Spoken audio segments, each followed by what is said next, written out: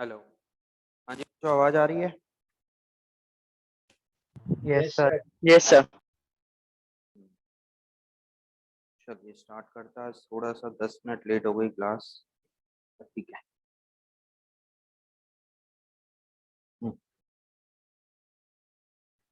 चलिए, हमारा एनपीओ हो गया था, ठीक है। एनपीओ छोटा चैप्टर था बट वेटेज अच्छा खासा था। एक चीज ना ध्यान देना, आप लोग का एनपीओ खत्म हो गया है, उसकी प्रैक्टिस और कैसे करना है ये चीज ध्यान देना। अभी है आज है 6 मई,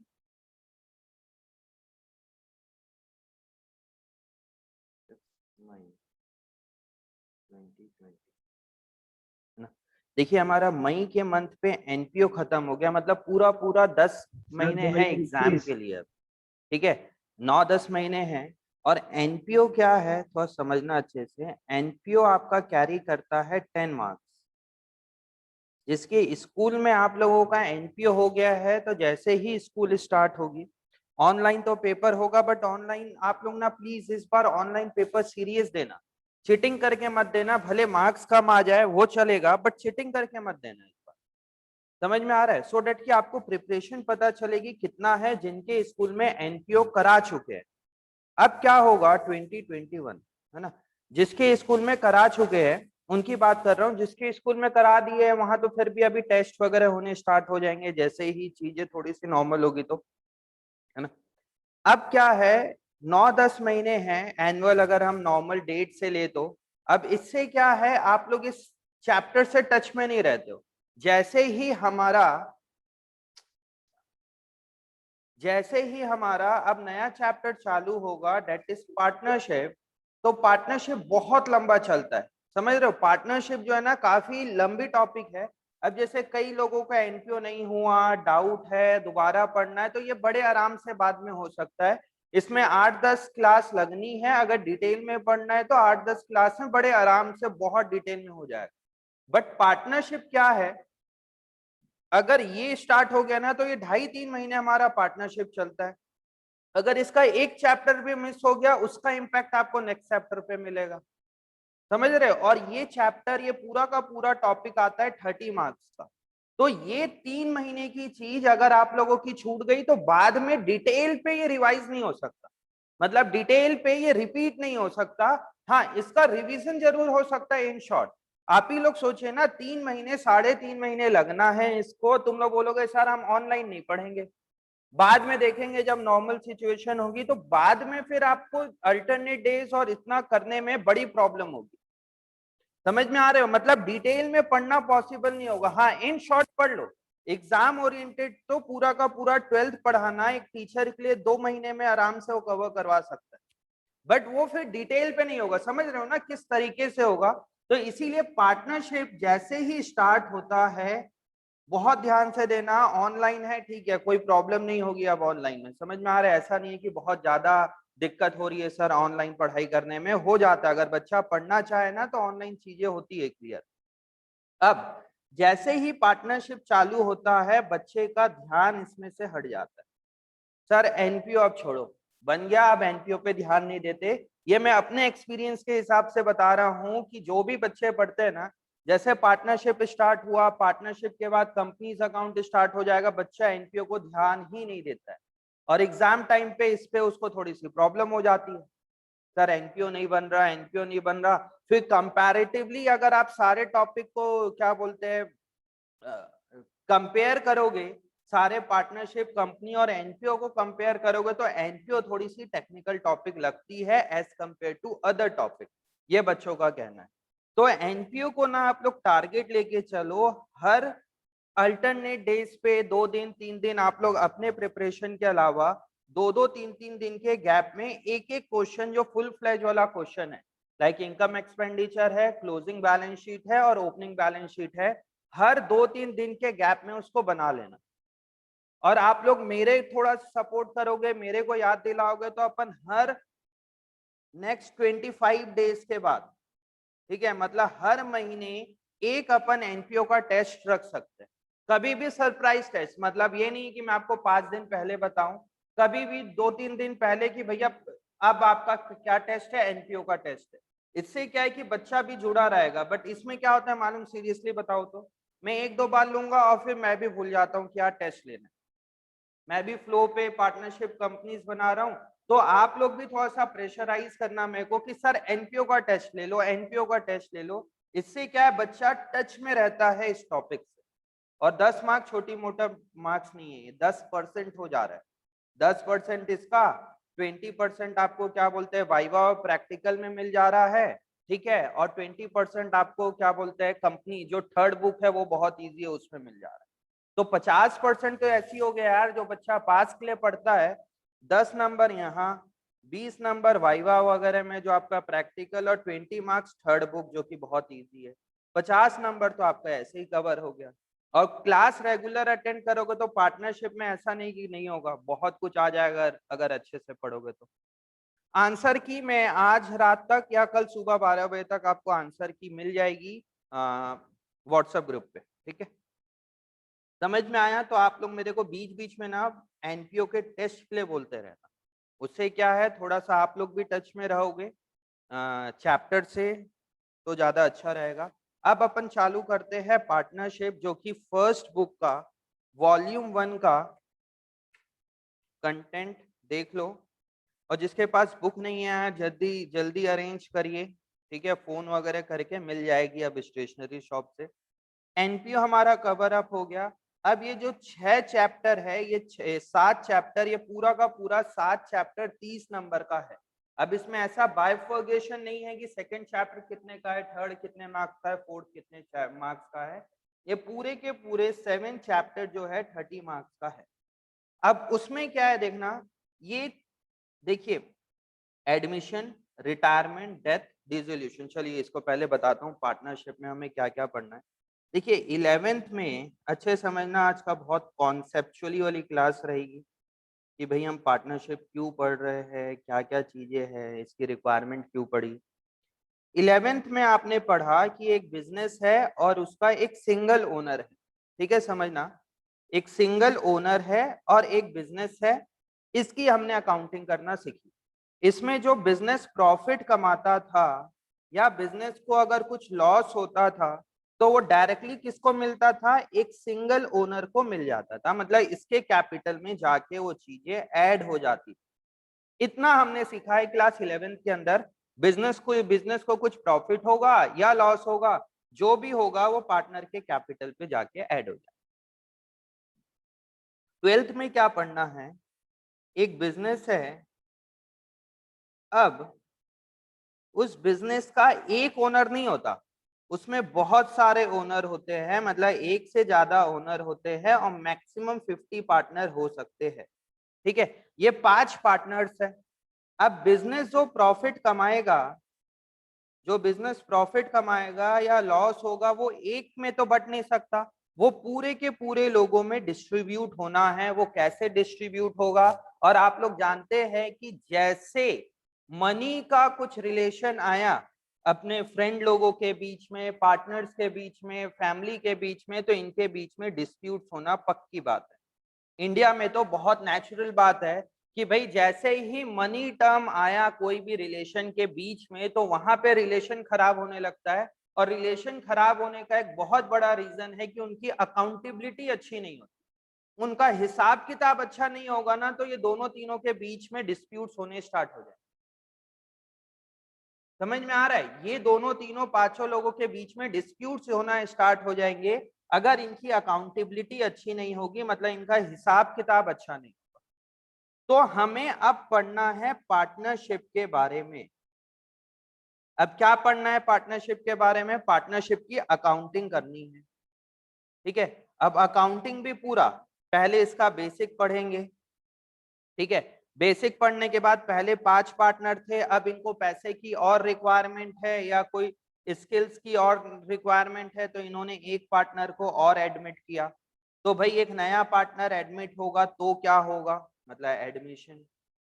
बिजनेस चलते चलते कोई पार्टनर बोलेगा मुझे आप लोग के साथ काम नहीं करना, मुझे या तो उसकी रिटायरमेंट की एज हो गई तो बोलेगा मुझे रिटायर लेना है। बिजनेस चलते चलते हो सकता है कोई 1% या 2% की डेथ हो गई, अगर डेथ हो जाएगी तब अकाउंटिंग कैसे किया जाएगा। डेथ होने के बाद कई बार ऐसा होगा कि सब कोई बोलेंगे नहीं यार हमसे काम मैनेज ही नहीं हो रहा है, लड़ाई झगड़ा ज्यादा हो रहा है, एक काम करते हैं पूरे पार्टनरशिप फर्म को ही बंद कर देते हैं, तो डिसोल्यूशन भी पढ़ना है।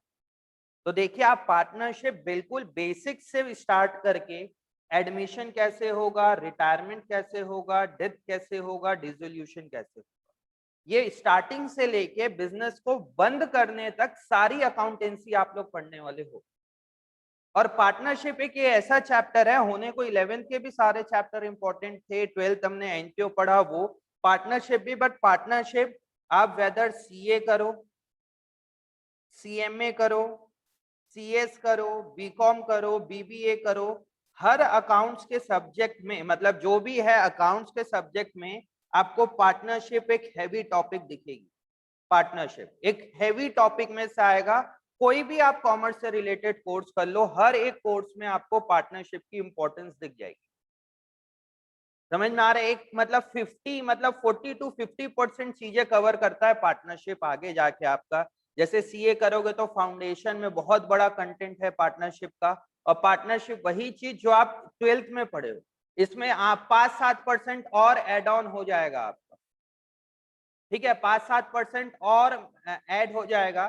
तो इस टाइप की चीजें है। सीएमए का किसी ने पूछ रहा है, सर्टिफाइड मैनेजमेंट अकाउंटेंट, ठीक है, इस टाइप का चीजें है, ये सीएमए है, सीएफए है, सर्टिफाइड फाइनेंशियल एनालिस्ट या अकाउंटेंट, ये सब, ये सीएफए जो है इंटरनेशनल सीए का काम करता है, ठीक है, इसको सारे कंट्री में एज अ सीए उसको वो रहता है, एक छोटा मोटा जैसे यूएस में करना है तो उस टाइप की चीजें रहती है, देखेंगे उसको। ACCA क्या होता है शशांक राठौर, मेरे को भी नहीं पता, देखना पड़ेगा, ठीक है। अब देखना एक बार, इसमें पार्टनरशिप में कोर्स में नहीं आते, ये जो उसके 3 चैप्टर है ना, प्लीज अच्छे से ध्यान देना, accounting of partnership form fundamental, goodwill और चेंज इन पीएसआर, ये 3 होगा इसके बेसिक कॉन्सेप्ट।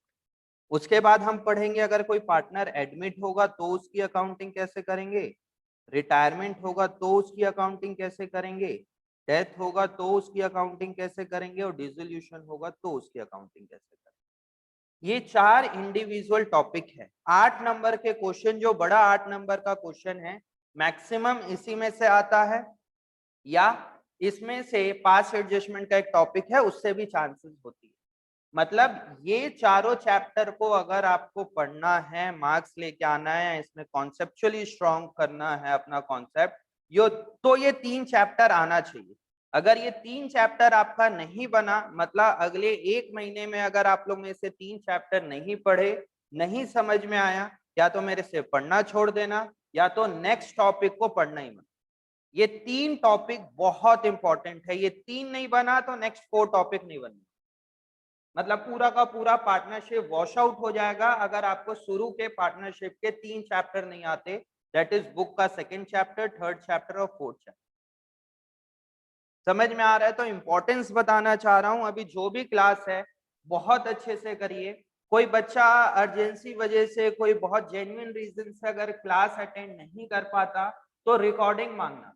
अभी बैच 1 और बैच 2 नहीं है, हम रिकॉर्डिंग भी एक लिमिटेड कर सकते हैं, क्योंकि जूम में क्लाउड में एक मिनिमम स्पेस रहता है, नहीं तो उसके बाद फिर हमें चार्ज देना पड़ता है जितना भी हम उसको क्या बोलते हैं डाउनलोड करें या स्टोर होगा उसमें। तो हम अननेसेसरी ज्यादा नहीं करेंगे, इसीलिए बैच 2 की चीजें रिकॉर्डिंग नहीं होती थी, बैच 1 का रिकॉर्डेड होता था, तो बैच 2 वाले को कुछ चाहिए होता था तो मैं बैच 1 की ही रिकॉर्डिंग उनको फॉरवर्ड करता था। अब दोनों बैच एक हो गए हैं, तो जो भी बच्चा कोई बहुत ज्यादा अर्जेंसी की वजह से क्लास नहीं अटेंड कर रहा है तो प्लीज सेम डे आप लोग रिकॉर्डिंग मांग लें।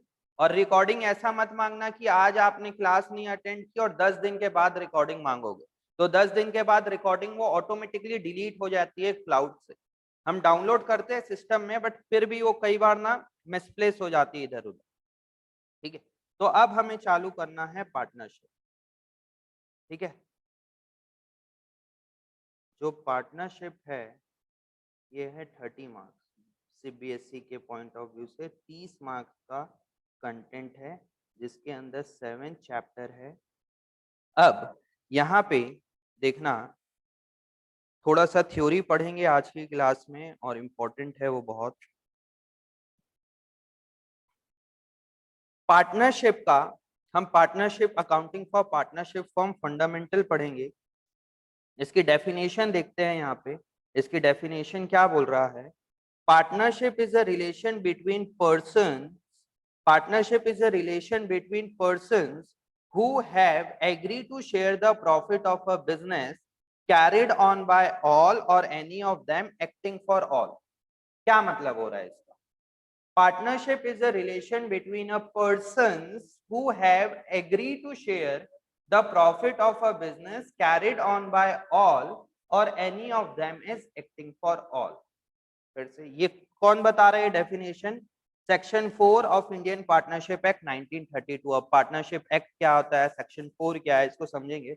पहले definition, partnership is a relation, ये एक रिलेशन है बिटवीन द पर्सन, पर्सन के बीच में एक रिलेशन है। क्या चीज का relation? Who have agree to share, who have agree to share, वो लोग एग्री करते हैं कि हम शेयर करेंगे प्रॉफिट ऑफ अ बिजनेस, जो भी बिजनेस पे प्रॉफिट होगा हम सब कोई मिलके उसको शेयर करेंगे, ये उनके बीच का रिलेशनशिप होता है। Share the profit of a business carried on by all or any of them acting for all. Carried on by all or any of them is acting for all. ये line का क्या मतलब हो रहा है? Carried on by all, या तो सब कोई बिजनेस मिलके चलाए, जो मतलब प्रॉफिट ऑफ अ बिजनेस सब कोई मिलके चलाते हैं। कैरिड ऑन बाय ऑल मतलब बिजनेस जो कैरी होगा, carried on by all, or any of them is acting for all. Any of them is acting for all का मतलब, any of them is acting for all. इसमें क्या हो रहा है देखना, पार्टनरशिप फर्म पे क्या होता है। जैसे ये पार्टनरशिप फर्म है, इसमें 3 पार्टनर काम कर रहे हैं, ठीक है, और इसका पार्टनरशिप का नाम है ABC एंड ब्रदर्स, ठीक है। 3 भाई लोग हैं या 3 लोग हैं, ABC एंड ब्रदर्स, इनकी पार्टनरशिप फर्म है कोरबा शहर में, और ये फर्म की गुडविल बहुत अच्छी है, ठीक है। तीनों दोस्त है, इसमें से एक पार्टनर बाहर गया हुआ है आउट ऑफ इंडिया, एक पार्टनर कहीं और है, ये बिजनेस को अकेला चला रहा है। कैरिड ऑन बाय ऑल, या तो सब मिलके चलाए, या any of them is acting for all. Acting for all का मतलब क्या हो रहा है कि ये जो पर्सन है मिडिल वाला, ये सबके बिहाफ पे एक्ट कर रहा है। अब इसको समझते हैं। ABC ब्रदर्स अगर कोई गुड्स क्रेडिट में लेने के लिए जाता है कोरबा के शहर में, और वो बोलता है, उसको सब कोई जानते हैं, और वो बोलता है मैं ABC एंड ब्रदर्स बिहाफ पे फर्म से आया हूँ, मुझे 50,000 का गुड्स क्रेडिट में दे दो। सामने बिजनेस वाला बोलेगा ठीक है भाई ले लो, क्योंकि हम आपको जानते हैं, इनकी गुडविल अच्छी है। तो मैंने 50,000 का ये गुडविल मतलब सामान लेने आया पार्टनर बी। अब बताइए, ये जो शॉप वाला है, कोरबा का शॉप वाला, एक ये शॉपकीपर जो है, वो सामान उसने बी को दिया कि ABC एंड ब्रदर्स को दिया? बताइए, बी गया लेने के लिए, बताइए उसने सामान क्रेडिट में बी को दिया कि ABC एंड ब्रदर्स को दिया? ABC एंड ब्रदर्स को दिया, बिल्कुल सही, ABC एंड ब्रदर्स को दिया। देखिए, ये अकेला एक बंदा सारे लोगों के बिहाफ पे काम कर रहा है। समझ में आया? इसका मतलब होता है कैरिड ऑन बाय ऑल या any of them is acting for all. Acting for all मतलब कोई एक बंदा दूसरे के बिहाफ में भी एक्ट कर रहा है। मतलब इसमें से कोई भी बंदा जाके क्रेडिट में जाता है, लोन लेता है, कुछ भी करता है, और वो अपने फर्म को रिप्रेजेंट कर रहा है, मतलब वो तीनों को रिप्रेजेंट कर रहा है। अब जैसे मैं यहाँ पे बोलूं साई कोचिंग सेंटर, ठीक है, साई कोचिंग सेंटर में, in fact not Sai coaching centre, आप लोग को थोड़ा सा डिटेल पता होना चाहिए। कोचिंग सेंटर है, पार्टनरशिप है, तो हम लोग किस तरीके से काम करते हैं, मैं अमित सर जो है, इसमें क्या है, साई कोचिंग सेंटर एक फर्म है जो 9th एंड 10th को पढ़ाता है, और श्री साई कोचिंग सेंटर है जिसमें 11th और 12th की क्लासेस होती है। तो 2 फर्म है, यहाँ पे एक फर्म नहीं है। अगर आप पेपर वर्क में जाके देखोगे, वैसे हम एडवर्टीजमेंट साई कोचिंग के बैनर पे करते हैं, बट 11th 12th की क्लासेस होती है श्री साई कोचिंग सेंटर पे, और श्री साई कोचिंग सेंटर पे मैं और अमित सर पार्टनर है, फॉर एग्जाम्पल, ठीक है, हमारा 12th पे पार्टनरशिप है।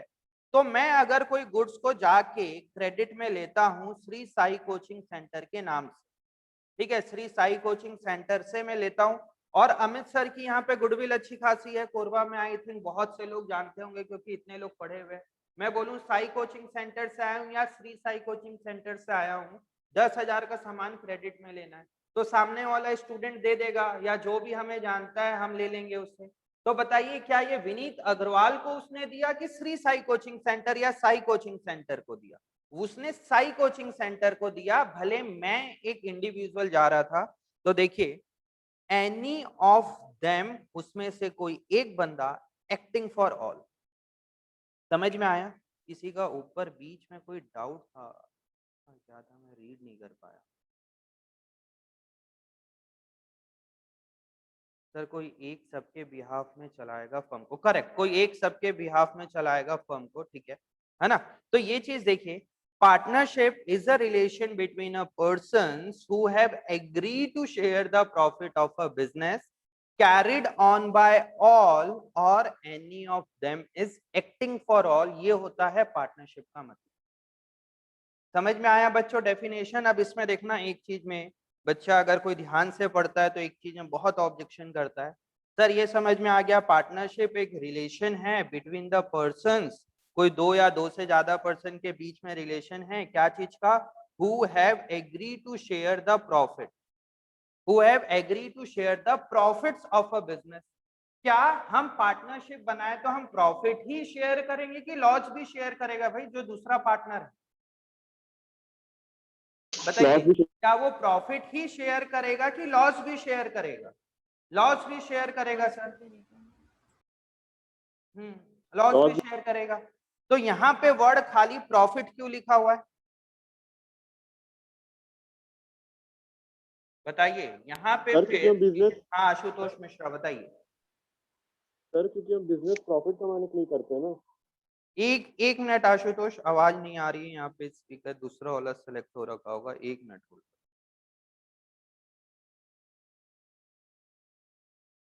हाँ बोलो आशुतोष, देखते अब आवाज आ रही है।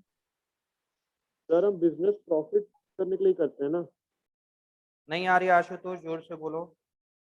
और किसने यहाँ मैसेज करो, लॉस के लिए नहीं, because business is done for profit. Priya का business is done for profit, main motive is to earn profit. Sir but वो पहले से क्यों एज्यूम करे कि लॉस होगा? सर लॉस भी तो प्रॉफिट ही है, लॉस भी तो प्रॉफिट ही है प्रज्ञा सर, बट वो पहले से क्यों एज्यूम करेगा? बिजनेस प्रॉफिट स्टार्ट करता है, main motive is to earn because business done for profit, loss के लिए नहीं सर, बिकॉज बिजनेस का मेन मोटिव प्रॉफिट अर्न करना। लॉ लॉस को नेगेटिव प्रॉफिट बोलता है sir, their motive is to earn profit, positive profit and negative. Garima का सही, अनादि का सही, आशीष का सही, गुड, हाँ जी सही है। कई लोगों का सही मतलब 2-3 लोगों का सही, 2-3 लोगों का गलत। अभी क्योंकि ये लॉ है ना, देखना इसमें ना जो भी लॉ बनता है उसका बेयर एक्ट होता है। बेयर एक्ट क्या होता है? बेयर एक्ट बोलते हैं। बेयर एक्ट क्या होता है? जो गवर्नमेंट लिखती है, और जो गवर्नमेंट बुक लिखती है ना उसके वर्ड्स बहुत टेक्निकल होते हैं, समझ रहे हो? उसको समझना, इसीलिए रेफरेंस बुक होती है उस चीजों को समझाने के लिए।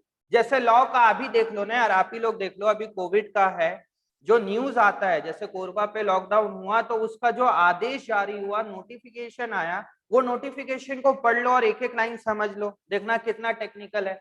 हिंदी में जो चीज लिखा रहता है, अभी मैं मोबाइल पे दिखाता, हटाओ उसमें, उसमें जो हिंदी में लिखा रहता है समझ में ही नहीं आएगा कि क्या होता है। समझ में आ रहा है? इंग्लिश में लिखा रहेगा क्योंकि इसमें वर्ड जो है ना बहुत टेक्निकल टेक्निकल वर्ड यूज होते हैं। जैसे ये प्रॉफिट्स बोल दिया, इसने सब कुछ बोल दिया प्रॉफिट में। अब किसी ने बोला सर वो एज्यूम थोड़ी ना करेगा कि बाद में लॉस हो। भाई लॉस हो गया तो उसके लिए भी तो होना चाहिए ना कि हम लॉस भी बियर करेंगे। सपो 5 पार्टनर है, वो बोले कि हम प्रॉफिट बियर करेंगे, और एक साल उसको हैवी लॉस हो गया तो बाकी पार्टनर बोलेंगे हमने तो एग्रीमेंट ही नहीं किया था, अब क्या करें? प्रॉफिट मतलब लॉ बोलता है प्रॉफिट, तो प्रॉफिट पॉजिटिव भी होता है, प्रॉफिट नेगेटिव भी होता है। और प्रॉफिट अगर नेगेटिव हो रहा है इसका मतलब क्या है? वो लॉस है। समझ में आ रहा है? प्रॉफिट अगर वो नेगेटिव होता है मतलब वो लॉस है। तो प्रॉफिट पॉजिटिव, प्रॉफिट जो हम प्रॉफिट पढ़ते हैं, प्रॉफिट बोलते हैं वो प्रॉफिट पॉजिटिव के लिए। कभी भी मैंने ये टर्म यूज नहीं किया प्रॉफिट नेगेटिव। बट लॉ बोलता है कि प्रॉफिट आपका प्लस में भी हो सकता है, प्रॉफिट आपका माइनस में भी हो सकता है, और जैसे प्रॉफिट माइनस में हुआ मतलब वो लॉस हो गया। तो प्रॉफिट के अंदर ये दोनों चीज जुड़ा हुआ है, खाली आप लोग प्रॉफिट मत समझना, प्रॉफिट के अंदर प्रॉफिट तो है ही प्लस लॉस भी है। तो समझ में आया definition? Partnership is a relation between a persons who have agree to share the profit of a business carried on by all or any of them is acting for all। तो ये चीज था।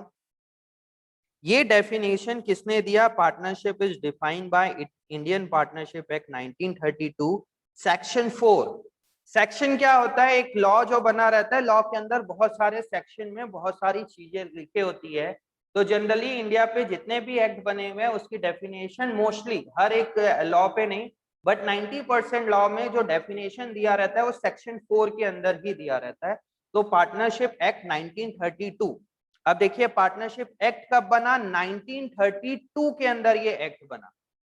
ठीक है, अब आता है सर ये एक्ट क्या होता है, और इसमें दिमाग लगाओ कि यहाँ पे बोल रहा है पार्टनरशिप, पार्टनरशिप एक्ट 1932। भाई हमने तो 11th में भी अकाउंटेंसी पढ़ी, बट 11th में जो हमने सोल प्रोप्राइटरशिप के केस में पढ़ा वहां पे कोई एक्ट क्यों नहीं बना था? आप लोग को किसी को पता है कि एक्ट बनता कैसे है? कोई माइक अनम्यूट करके बताएगा थोड़ा सा, 2 मिनट। एक्ट बनता कैसे है? किसी को भी सर आइडिया की? हाँ जी, किसने वो बोला? आर्यन जिसरानी, बताइए आर्यन। पार्लियामेंट में पास होता है पहले लोकसभा में, हम्म, फिर उधर से वोटिंग होती है, उसमें मेजोरिटी मिलती है तो फिर दूसरे राज्यसभा में जाता है, फिर प्रेसिडेंट का सर। करेक्ट। अभी आप लोग को पता है कि वेस्ट बंगाल पे जो चुनाव हुआ, इलेक्शन हुआ, उसका रिजल्ट आया, उस रिजल्ट पे बीजेपी हार गई। ठीक है, बीजेपी हार तो गई, ठीक है ना, बट क्या होता है, कोई भी बिल को पास करवाने के लिए एक होता है लोकसभा, ठीक है, और एक होता है राज्यसभा, ये दो असेंबली होती है। ठीक है, राज्यसभा और लोकसभा, इसमें बहुत सारे लोग मेंबर्स होते हैं, जैसे हमारे कोरबा से कई लोग होंगे, मतलब 1-2 लोग होंगे लोकसभा अध्यक्ष। ठीक है, कोरबा का कौन है यार लोकसभा अध्यक्ष? मुझे नहीं पता, कोरबा को भी कोई रिप्रेजेंट कर रहा होगा। यहाँ पे कितनी सीट्स है लोकसभा में? लोकसभा में सीट्स बताइए कितनी है, और राज्यसभा में अगर किसी को, मेरा मेरा पॉलिटिक्स बहुत खराब है, लोकसभा में कितनी सीट्स है इंडिया पे? नालायक आर्यन 11 बोलता है, 11 कहाँ से भाई? 3। सर छत्तीसगढ़ का वो। अच्छा, पूरी की पूरी 570 सीट्स है लोकसभा में, और राज्यसभा में भी 600 के आसपास कुछ सीट्स होगी। ठीक है, 542 कोई बोल रहा है, 570 तो 550 के आसपास की सीट है। अब गवर्नमेंट को अगर कोई लॉ लेके आना है, जैसे फार्मर बिल, अभी फार्मर एक्ट आया था, ठीक है, उसमें अपोज कर रहे हैं, बट बीजेपी की मेजोरिटी यहाँ पे 570 का हाफ कितना हो गया अपन लेंगे तो 285। तो बीजेपी के पास आई थिंक 300 प्लस की सीट है लोकसभा में। तो बीजेपी ने अगर कोई रूल लेके आया तो वो यहाँ पे सबको स्पीकर के सामने रखना पड़ता है, फिर चरणदास महंत, अच्छा चरणदास महंत है अभी जो है हमारे, ठीक, चरणदास महंत है, वो ना स्पीकर के सामने अपना रूल रखते हैं, वो गवर्नमेंट बोलती है हम ये लॉ लेके आना चाहते हैं इंडिया के अंदर। तो सारे जो यहाँ के मेंबर्स होते हैं वो लोग उस बिल के ऊपर, पहले उसको बिल बोला जाता है, एक्ट से पहले क्या होता है वो चीज? बिल होता है। शिवम माइक चालू है, बंद करो अपना। ठीक है, वो बिल होता है, और वो लोकसभा में उसको 50% मेजोरिटी, किसी केस में 50%, किसी में 60, किसी में 70, जैसा केस होता है उस हिसाब से उसमें वोटिंग होती है। तो इनको जनरली जो बिल होता है उसमें 50% या 50% की ज्यादा मेजोरिटी चाहिए होता है, मेजोरिटी चाहिए होता है कि उस बिल को पास करने के लिए। जैसे फार्मर बिल एक्ट आया था तो उसको क्योंकि बीजेपी के पास 300 प्लस की सीट्स थी तो उन्होंने लोकसभा पे पास करा दी। ठीक है, फिर लोकसभा पे पास होता है तो वो जाता है राज्यसभा में। वो बिल, अभी वो एक्ट नहीं बना है, उसको क्या बोला जाता है? बिल बोला जाता है। फिर राज्यसभा में भी वो बिल पेश होता है, बिल पेश होता है तो उसकी जो मेजोरिटी चाहिए होती है, अगर उसको वो फुलफिल कर लेते हैं तो वो जाता है प्रेसिडेंट ऑफ इंडिया के पास।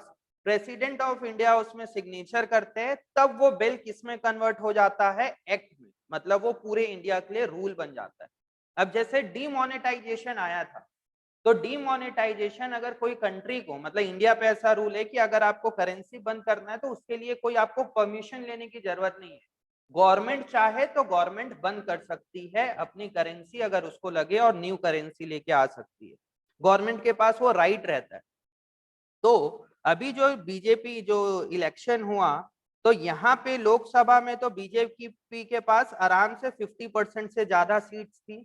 राज्यसभा में उसके पास 50% से ज्यादा सीट नहीं थी, क्योंकि उसने वेस्ट बंगाल में ठीक ठाक किया, तो उसकी राज्यसभा में भी 50% से ज्यादा सीट्स हो गई। अगर आप लोग को पता हो तो राज्यसभा में भी बीजेपी की अब 50% से ज्यादा सीट हो गई है, लोकसभा में भी 50% से ज्यादा सीट है।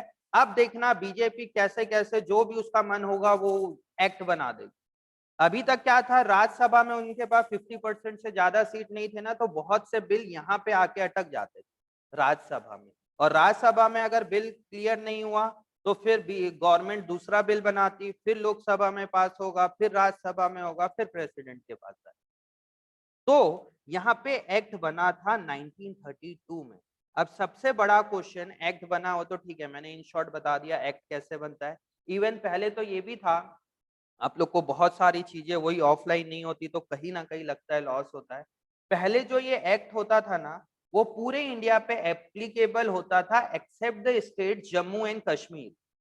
जम्मू एंड कश्मीर पे वो एक्ट एप्लीकेबल नहीं होता था, जो उसमें आर्टिकल 370 जो लगा हुआ था ना, उस वजह से जम्मू एंड कश्मीर में वो लॉ फॉलो नहीं होते थे। उस कोई भी एक्ट को फॉलो करवाने के लिए उसको क्या करना पड़ता था, वहां का जो जम्मू एंड कश्मीर का सीएम होता था ना, उससे उनको परमिशन लेनी पड़ती। उसके बाद ही अगर जम्मू एंड कश्मीर का चीफ मिनिस्टर बोलेगा कि हाँ हम अपने स्टेट में भी फॉलो करेंगे, उसके बाद ही वहां पे फॉलो होता था। मतलब एक एक्ट पूरे इंडिया के लिए एप्लीकेबल होता था एक्सेप्ट जम्मू एंड कश्मीर, पहले, आज से 1.5 साल पहले। अब उन्होंने आर्टिकल 370 हटा दिया, तो अब पूरा इंडिया एक हो। वो हुआ क्यों करता था कि जम्मू एंड कश्मीर, पहले की बात है कि जम्मू एंड कश्मीर एक अलग कंट्री टाइप पे वो करता था, तो इंडिया के लोग, इंडिया के पास से जम्मू कश्मीर अलग, और यहाँ पार्टनर ये पाकिस्तान, ठीक है, तो जो पाकिस्तान जम्मू एंड कश्मीर के ऊपर अटैक किया कि आप हमारे कंट्री के साथ मिल जाओ। यहाँ का सीएम नहीं, मतलब यहाँ का जो राजा था वो अड़ गया था कि नहीं हम नहीं मिलेंगे। हाँ, ये बोला हम इंडिया के साथ भी नहीं मिलेंगे। ये जो राजा, जो पहले राजा लोग रूल करते थे, तो ना तो वो पाकिस्तान के साथ मिलना चाहता था, ना वो इंडिया के साथ मिलना चाहता था। रातों रात पाकिस्तान वालों ने जम्मू एंड कश्मीर पे अटैक कर दिया। जैसे उसने अटैक किया, तो इंडिया के जो उस समय प्राइम मिनिस्टर थे वो जाके इनके राजा से मिले, बोले भैया हम आपको बचा लेंगे अगर आप हमारा कंट्री में मिल जाओगे, तो अगर आप हमारे कंट्री में हो जाओगे तो हम आपसे मिल जाएंगे। तो राजा ने कंडीशन लगाई, हम आपसे मिल तो जाएंगे, आप हमें बचाओ, जल्दी बचाओ, हम मिल जाएंगे, बट मेरी भी एक छोटी सी कंडीशन है कि रेस्ट ऑफ द इंडिया पे जो भी एक्ट या जो भी लॉ बनेगा, वो लॉ जो है यहाँ के जो भी राजा होंगे या चीफ मिनिस्टर होंगे बाद में, उसकी परमिशन के बाद ही यहाँ पे हम उसको एप्लीकेबल करेंगे। तो यहाँ के जो उस समय प्राइम मिनिस्टर थे, प्रेसिडेंट थे, उन्होंने बोला ठीक है हम आपको बचाते हैं, आपकी कंडीशन भी फुलफिल करेंगे, और फिर वो पाकिस्तान को हराए, और उसके बाद जम्मू एंड कश्मीर इंडिया का पार्ट हो गया। तब से ये था, तब से लगा हुआ था 370। और यहाँ के जो राजा ने और यहाँ के जो प्राइम मिनिस्टर ने लगाया था, उन्होंने वर्ड यूज किया था टेम्पररी। हम 370 लगा रहे हैं टेम्पररी, और वो टेम्पररी अभी तक चलता रहा 2019-20 तक। तो अभी नरेंद्र मोदी ने ये 370, नॉट ओनली नरेंद्र मोदी, मतलब ये पूरी सरकार ने अब जाके ये 370 हटाया है आर्टिकल, जो इस सेक्शन था। पहले यहाँ पे लगा रहता था, और उन्होंने वर्ड भी यूज किया था टेम्पररी, बट पता नहीं जो भी उनका पॉलिटिक्स रीजन होगा नहीं हटाने का, ये चीजें थी। सबसे बड़ा क्वेश्चन आता है कि सर एक्ट बना ठीक है, बट पार्टनरशिप में एक्ट बनाने की जरूरत क्यों पड़ी? यहाँ पे इतना बड़ा रोल क्यों लगा। अब यहाँ पे एक चीज ध्यान देना आप लोग बच्चों, पार्टनरशिप में जो लॉ रहता है ना, जो एक्ट रहता है, ये एक्ट को देखो कितने लोग बनाते हैं। आप लोग को क्या लगता है कि ये एक्ट नेता लोग बनाते हैं? ये जो रूल्स एंड रेगुलेशन है नेता लोग बनाते हैं? आप नरेंद्र मोदी की एजुकेशन देख लोगे तो कुछ नहीं है, वो नॉर्मल एक ग्रेजुएट है, कोई बहुत ज्यादा पढ़े लिखे नहीं है। और जितने पढ़े लिखे हमारे मनमोहन सिंह थे ना, पूरे वर्ल्ड के प्राइम मिनिस्टर प्रेसिडेंट में सबसे ज्यादा पढ़े लिखे मनमोहन सिंह थे। और जितना बड़ा मतलब जितना उनको ज्ञान था और जितने अच्छे प्राइम मिनिस्टर वो थे ना, इंडिया को कभी नहीं मिल सकता उनके जैसा। बहुत अच्छे प्राइम मिनिस्टर थे, बस थिंग इसकी वो जिस पार्टी से थे या बोलते हैं वो रूल कोई और करता था, वो बोलते नहीं थे। अदरवाइज वो बहुत सही प्राइम मिनिस्टर थे इंडिया के, बस कुछ बोल नहीं पाते थे। बस वही बात है, क्यों क्या रीजन था पता नहीं, मतलब उनकी एजुकेशन, मतलब वो काम करते बहुत थे, बोलते नहीं थे, अपने काम को बताते नहीं थे। और नरेंद्र मोदी जी क्या करते हैं, नरेंद्र मोदी जी क्या करते हैं, अभिनव माइक बंद करो, वो काम करते कम है, बोलते बहुत ज्यादा है। तो लोगों को अच्छे भी लगते हैं, बट जब सब कोरोना की वजह और स्पेशली वेस्ट बंगाल में उनकी नेगेटिविटी बहुत हुई है इस बार, कि इतने पैंडेमिक में वो इतनी बड़ी बड़ी रैली कर रहे हैं, तो उसकी वजह से उनकी नेगेटिविटी तो हुई है। बट वो बोलते बहुत अच्छा है। और मनमोहन सिंह बोलते नहीं थे, काम बहुत अच्छा करते थे। तो जो लोग नहीं जानते उनको लगता है मनमोहन सिंह तो कोई प्राइम मिनिस्टर थे ही नहीं, बहुत बेकार थे। बहुत अच्छे प्राइम मिनिस्टर थे वो। आप आज मोबाइल यूज कर रहे हो, हम ऑनलाइन क्लासेस ले पा रहे, अच्छे अच्छे आप गैजेट्स यूज कर पा रहे हो, only and only because of Manmohan Singh. क्योंकि उन्होंने 1961 1971 पे ग्लोबलाइजेशन लेके आया था इंडिया पे, ठीक है, जो कि आपने क्लास 11th पे इकोनॉमिक्स पे पढ़े होगे आप। तो ये मेरा क्वेश्चन है कि एक्ट बनाने की जरूरत क्यों पड़ी, ये रूल पूरे के पूरे इंडिया पे फॉलो करने का जरूरत क्यों पड़ा? समझ में आ रहा है? सबसे पहले तो ये कि रूल बनाया क्यों जाता है, पूरे के पूरे इंडिया पे रूल क्यों बनाया जाता है, और रूल बना है तो पार्टनरशिप के लिए ये एक्ट क्यों बना दिया गया, रूल क्यों बना दिया गया? कोई बता पाएगा कि इसके लिए प्रॉपर लॉ क्यों बनाया गया? ताकि सब चीज फॉलो कर। चीट हाँ, So to avoid disputes तो avoid and have a this, proper management. ठीक है। तो वो चीज तो सर सिंगल दूसरे दूसरे प्रोप्राइटरशिप फर्म में भी दूसरे होता था। तरीके से करते थे। क्या बोल रहे हो हर्ष? फिर से माइक अनम्यूट करके बोलो। सर दूसरे फर्म दूसरे तरीके से करते थे तो सब में यूनिफॉर्मिटी लाने के लिए। नहीं, तो काम तो सब कोई अपने अपने तरीके से ही करता है, ऐसा तो नहीं कि हर पार्टनरशिप एक ही तरीके से करेंगे। सर अकाउंट सबका एक जैसा हो। तो अकाउंट सबका एक जैसा हो तो उसमें तो सारे अकाउंट्स के रूल आने चाहिए। यहाँ तो पार्टनर अकाउंट्स का अकाउंटिंग स्टैंडर्ड्स अलग बना हुआ है जो गवर्नमेंट ने बनाया, बट यहाँ पे जो रूल बना हुआ है वो पार्टनरशिप के लिए बना है, नॉट ओनली अकाउंटिंग। वो एक्ट के अंदर अकाउंटिंग एक बहुत छोटा सा पार्ट, ठीक है, काफी लोग सही आया। देखिए, कभी भी रूल आपको कोई भी कंट्री के लिए या कहीं पे भी रूल बनाने की जरूरत क्यों पड़ती है? रूल तभी बनाया जाता है जहां पे कॉन्फ्लिक्ट्स आए, जहां पे लड़ाई झगड़ा होता है। देखिए ये रोड है, रोड पे दो गाड़ी जा रही है, अगर दो गाड़ी एक दूसरे से एक्सीडेंट हो जाता है ना, तो सोच, आप लोग को पता है कि गाड़ी से उतर के लोग बाग क्या बोलते हैं अगर एक्सीडेंट हो जाता है तो, ठीक है, लड़ाई झगड़ा होना स्टार्ट होता है। अगर कोई दो बड़े लोग हो गए, तू मेरे को जानता नहीं, तू मेरे को नहीं जानता, ऐसा करते रहेंगे, और फिर एक दूसरे आदमी को बोलेगा I will see you in the court. एक आदमी दूसरे को बोलेगा बेटा तू नहीं मान रहा है, अब तो केस करूंगा मैं और अपन कोर्ट में ही देखेंगे। अब ये दो लोगों का एक्सीडेंट हुआ, इसका केस पहुंच गया पुलिस स्टेशन में, पुलिस स्टेशन के बाद केस पहुंच गया कोर्ट पे, और कोर्ट में ये रहा कोर्ट, और कोर्ट में ये रही टेबल और ये रही चेयर, और उसमें बैठा है यहाँ पे एक जज। और जो जज है ना, यहाँ पे था ये रामलाल जिसका एक्सीडेंट हुआ, और एक था श्यामलाल, दो लोग थे। और ये जो जज बैठा हुआ है ना, वो श्यामलाल का रिलेटिव निकल गया। जो जज बैठा हुआ है वो श्यामलाल का रिलेटिव है। बताइए डिसीजन किसके फेवर में होगा? बताइए डिसीजन किसके फेवर में होगा? श्यामलाल। श्यामलाल के, है ना। तो देखो, अगर हर इंडिविजुअल जज अपने अकॉर्डिंगली डिसीजन सुनाए, तो अगर जो उसके नोन है, जो उसको जानता है, या यहाँ पे बहुत ज्यादा डोनेशन वो सब आ जाता है, करप्शन वगैरह, तो उनके फेवर में सुनाता है। तो यहाँ पे बैठा हुआ जज का हाथ बंधा हुआ रहता है। आप लोग हर समय सुने होंगे कि कोर्ट का डिसीजन सिर्फ और सिर्फ सबूत पे होता है। अगर ये इसका भाई भी हो ना, अगर ये इसको गलत प्रूफ कर दिया तो इसके फेवर पे नहीं होगा। तो मतलब जब भी कॉन्फ्लिक्ट होगा तो इंडिया पे कोर्ट पे बहुत सारे केसेस आते हैं। अब जो केसेस है, यहाँ का बैठा हुआ जज अपने अकॉर्डिंगली नहीं सुना सकता, उसको सुनाना पड़ेगा उस एक्ट के अकॉर्डिंगली, जैसा जैसा उस एक्ट पे लिखा है। अगर ऐसा होगा तब क्या होगा, अगर ये गलती की ऐसा हुआ तो क्या होगा। ये ऐसा नहीं कि ये जज ने श्यामलाल के फेवर पे सुना दिया या रामलाल के फेवर पे सुना दिया और बोला आपको सिर्फ 5,000 की पेनल्टी लगती है। नहीं, अगर उसको पेनल्टी भी देनी है तो वो एक्ट के अकॉर्डिंगली देगा।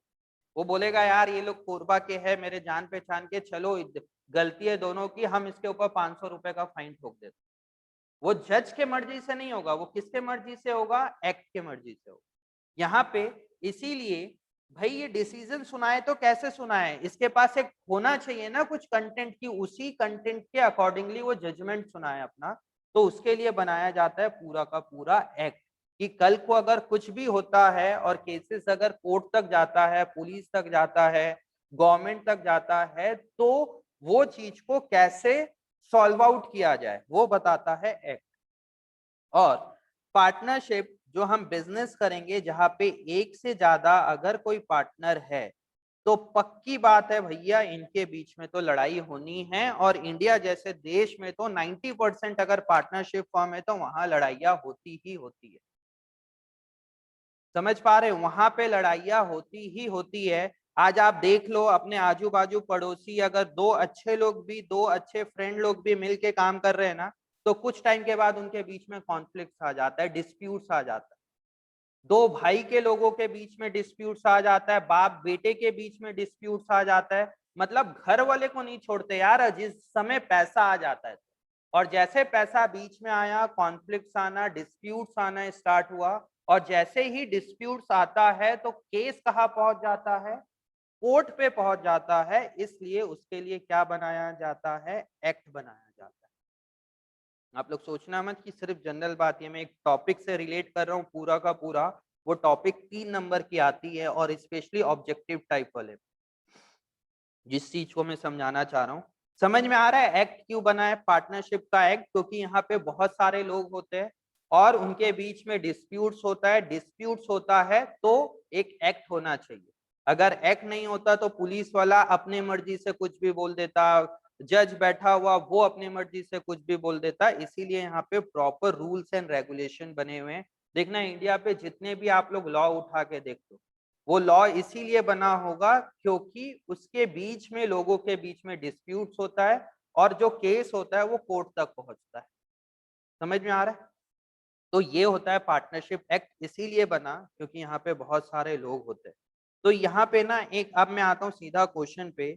यहाँ पे एक्ट एक चीज बोलता है कि भाई आप 3 लोग पार्टनरशिप फॉर्म करना चाहते हो, बस वो जो पार्टनरशिप बिजनेस करोगे ना, वो लीगल बिजनेस होना चाहिए, इलीगल बिजनेस नहीं होना चाहिए। इलीगल बिजनेस मतलब आर्म्स एंड एम्यूनिशन का बिजनेस नहीं कर सकते, मेडिकल वगैरह का बिजनेस नहीं कर सकते बिना लाइसेंस के, आपके पास लाइसेंस होना चाहिए। ठीक है, लॉटरी वगैरह नहीं खिलवा सकते पूरी के पूरी जगह। ठीक है, कैसीनो वगैरह नहीं चला सकते, इंडिया पे कैसीनो बैन है एक्सेप्ट गोवा। गोवा में कैसीनो वैलिड है, और एक और कोई जगह है, I think Andaman and Nicobar है पूरे इंडिया में, या कोई एक और है फेमस जो है, वो है गोवा। गोवा में कैसीनो चलाना लीगल है। ठीक है, कैसीनो चलाना लीगल है, और पूरे इंडिया पे कहीं नहीं चला सकते। ऐसी एक स्टेट और है या यूनियन टेरिटरी है जहाँ पे कैसीनो वहां भी वैलिड है, बट उसका उतना नाम नहीं है, सिर्फ गोवा का नाम है। तो आप लोग बस, लॉ बोलता है आप लोग इलीगल काम नहीं कर सकते। जहाँ पे लाइसेंस लेने के, ड्रग्स में लाइसेंस लेने का जरूरत है, वहां पे लाइसेंस आपको लेना पड़ेगा। ठीक है, और बोलता है भाई आप लोग पार्टनरशिप करना चाह रहे हो, लीगल काम करना, उसके बाद हमें कोई दिक्कत नहीं है। अब आप लोग सारे काम लीगल करोगे तो लॉ को कोई प्रॉब्लम थोड़ी ना होगी यार, एक्ट को कोई प्रॉब्लम थोड़ी ना होगी। तो ये बोलता है, मतलब यहाँ पे एक्ट कंडीशन नहीं लगाता, लॉ कंडीशन नहीं लगाती, गवर्नमेंट कंडीशन नहीं लगाती। क्यों नहीं लगाती भाई? अगर मैं बिजनेस करना चाहूं और इंडियन गवर्नमेंट कंडीशन पे कंडीशन लगाए तो क्या देश में कोई बिजनेस कर पाएगा? जैसे हमारे ऊपर अभी टैक्स का कंडीशन है, उससे हम फ्रस्ट्रेटेड रहते हैं, और भी ये करना है वो करना है ऐसा। अगर गवर्नमेंट बहुत सारे चीजें लगाने लग गई तो बिजनेस का ग्रोथ कहाँ से होगा? सिक्किम में शायद कैसीनो वैलिड है, मैसेज आया एक बच्चे का, सिक्किम एंड गोवा, है ना? तो लॉ बोलती है आपको जैसे करना है पार्टनरशिप फॉर्म वैसे करो, ठीक है, बस आप एक एग्रीमेंट बना लेना कि कल को अगर आपके बीच में डिस्प्यूट्स होता है, जैसे तीनों लोगों के बीच में डिस्प्यूट्स हो गया प्रॉफिट शेयरिंग रेशियो को लेके, मनी से रिलेटेड, तो अगर आपके पास एग्रीमेंट है और केस जो है वो केस अगर कोर्ट के पास जाता है और बैठा हुआ जज यहाँ पे जब केस होता है, इनकी लड़ाई होती है, तो तीनों लोग कोर्ट पे पेश होते हैं, तो जज पहला सवाल पूछता है क्या आपके पास एग्रीमेंट, मतलब क्या जब आप पार्टनरशिप चालू किए थे तो आपने क्या एग्रीमेंट बनाया था? अगर वो लोग बोलेंगे यस हमने एग्रीमेंट बनाया था, तो जो भी डिसीजन होगा वो जज इस एग्रीमेंट के अकॉर्डिंगली सुनाएगा, जो भी एग्रीमेंट पे लिखा हुआ है। जैसे एग्रीमेंट पे लिखा हुआ है कि इसको 60% का प्रॉफिट मिलेगा, बी को 20% का प्रॉफिट मिलेगा और सी को 20% का, हो सकता है भाई वो लोग बोल सकते हैं ए ने ज्यादा पैसा लगाया, ए ज्यादा काम कर रहा है, ए के पास ज्यादा टैलेंट है, तो ए बोलेगा भैया मेरे को ज्यादा प्रॉफिट चाहिए, बी और सी उसमें एग्री हो गए, तो इनका रेशियो क्या बन गया? 6:2:2, 6:2:2 या 3:1:1 भी बोल सकते हैं, ठीक है। तो ये जो बैठा हुआ जज है वो बोलेगा आपने एग्रीमेंट बनाया है तो वेल एंड गुड, हम डिसीजन उस एग्रीमेंट के अकॉर्डिंगली सुनाएंगे। समझ में आया? मतलब यहाँ पे लॉ बोलता है कि आपको एग्रीमेंट बनाना चाहिए, अगर आप बनाओगे एग्रीमेंट तो डिस्प्यूट्स होने के चांसेस कम है, और अगर हो भी जाता है डिस्प्यूट्स तो हम उस एग्रीमेंट के अकॉर्डिंगली डिसीजन सुनाएंगे। बट लॉ यहाँ पे कंपलसरी नहीं करता है कि आपको बनाना ही है एग्रीमेंट। अगर आप नहीं बनाना चाहते एग्रीमेंट, दो भाई लोग मिलके काम कर रहे तो वो एग्रीमेंट थोड़ी ना बना रहे, वो बोल रहे चल भाई ऐसे ही काम कर लेते हैं, जो भी पैसा आया वो तो घर पे ही आना है, और जब वो घर पे ही आना है तो उनकी लड़ाइयां आने चालू हो जाती है, ठीक है। अगर इन्होंने एग्रीमेंट नहीं बनाया और तीनों के बीच में लड़ाई हो जाती है, अगर इन्होंने एग्रीमेंट बना लिया तो वेल एंड गुड, कहीं कोई प्रॉब्लम नहीं है। जज बोलेगा कि हम डिसीजन किसके अकॉर्डिंगली सुनाएंगे? According to your agreement. अगर आप लोगों ने एग्रीमेंट नहीं बनाया, जज पूछेगा क्या आपने एग्रीमेंट बनाया, तो पार्टनर बोलेंगे नहीं भाई हमने एग्रीमेंट नहीं बनाया, हम तो बहुत अच्छे दोस्त हैं, हम तो भाई भाई है, भाई बहन है, तो हमारे बीच में लड़ाई होना नहीं था, तो हमने एग्रीमेंट बनाया नहीं। अब बताइए, अब जज को अगर कोई डिसीजन देना है तो वो किसके अकॉर्डिंगली देगा? उनके बीच में तो एग्रीमेंट है नहीं, ए बोलेगा मेरे को ज्यादा पैसे चाहिए, बी बोलेगा मेरे को चाहिए, सी बोलेगा मेरे को चाहिए। बताइए जज किसके अकॉर्डिंगली सुनाएगा? संकल्प सही, आशुतोष अग्रवाल सही, आयुषी राठौर सही, एक्ट से। अब यहाँ पे लिखा रहता है, अब जज बोलेगा कि आप लोगों ने नहीं बनाया तो जैसा चीज एक्ट में लिखा है हम एक्ट के अकॉर्डिंगली सुना देंगे। अब उसमें कुछ इफ एंड बट नहीं होगा, जो चीज एक्ट में लिखा है हम उस रूल को फॉलो करेंगे और उसके अकॉर्डिंगली डिसीजन सुनाएंगे। तो यहाँ पे 3 नंबर का क्वेश्चन 1 मार्क्स का क्वेश्चन बनता है, एग्रीमेंट है तो वेल एंड गुड, और एग्रीमेंट नहीं है तो हम एक्ट के अकॉर्डिंगली सुनाएंगे। अब एक्ट में तो बहुत सारी चीजें रखी हुई है, पार्टनरशिप एक्ट उठाओगे तो 300 पेज का पार्टनरशिप एक्ट बना हुआ है, बट हमें अकाउंटिंग में वो 4-5 चीजें ही देखना है जिस वजह से अकाउंट्स की वजह से इनके बीच में डिस्प्यूट आता है। तो यहाँ पे एक टॉपिक बनती है provision affecting accounting treatment in the absence of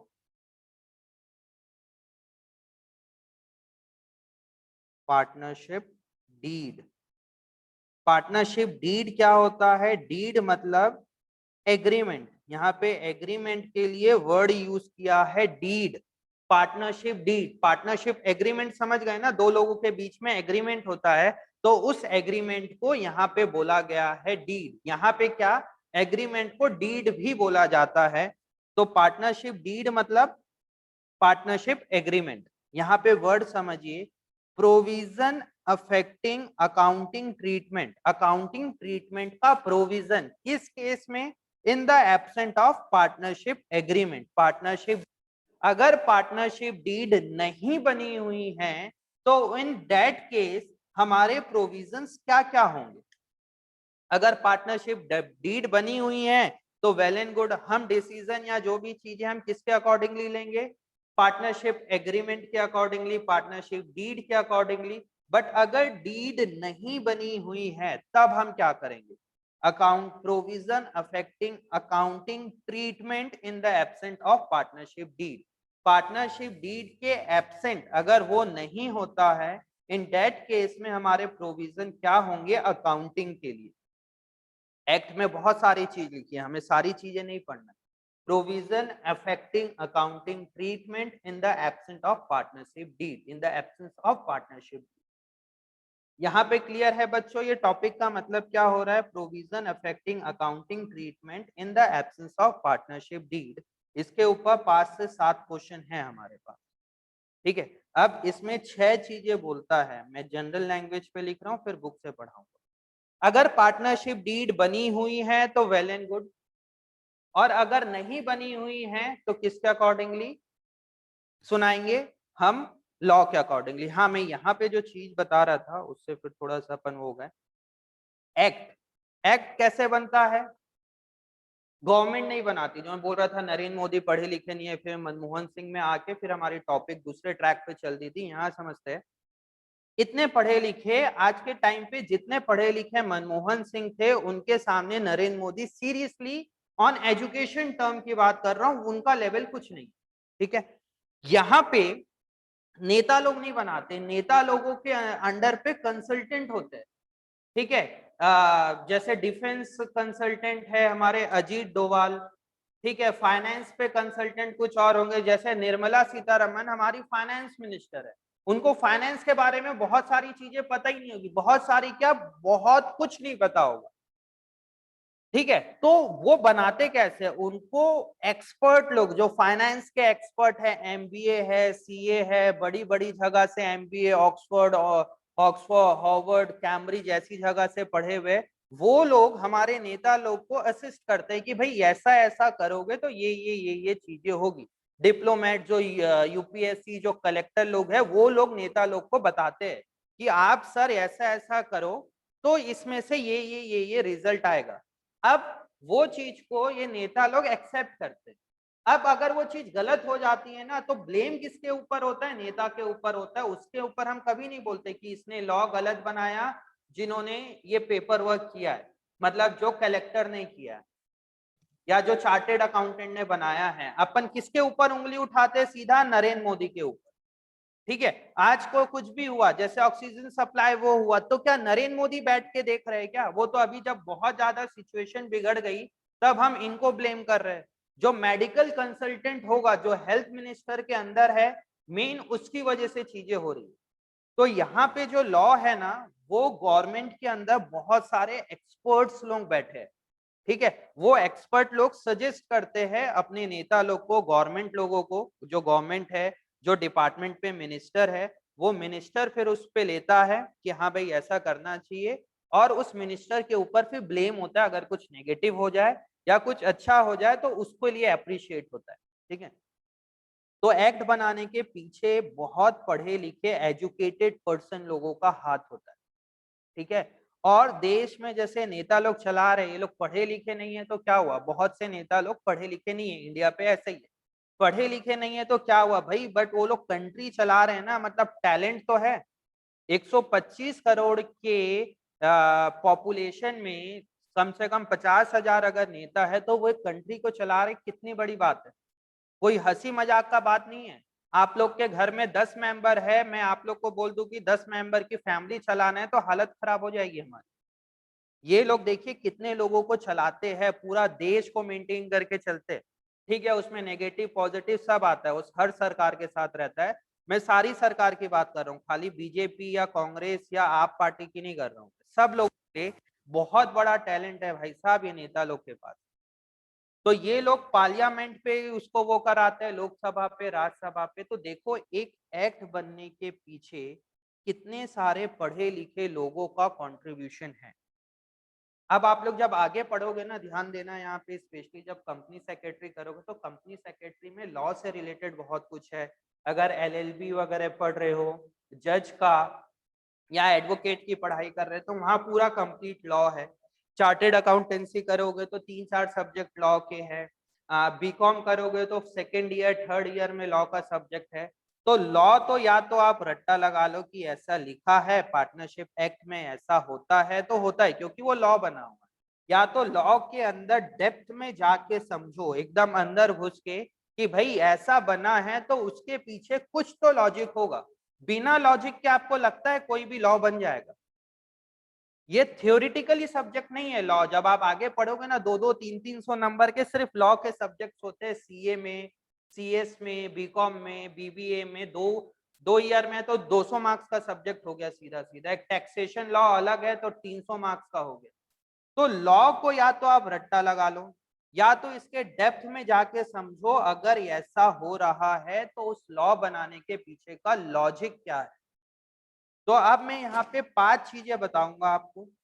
5 बहुत छोटी छोटी चीजें, या तो पांचों चीजों को रट्टा लगा लो या तो पांचों चीजों का लॉजिक जाके समझो कि ये 5 चीज एक्ट में ऐसा लिखा क्यों है, क्योंकि एक्ट बनाने के पीछे बहुत बड़ा रीजन है। कभी आप लोगों ने सोचा है रोड पे जो रेड लाइट रहती है, रेड लाइट जो है ट्रैफिक लाइट, अपन रेड लाइट बोलते हैं जबकि उसको बोला क्या जाता है, ट्रैफिक लाइट।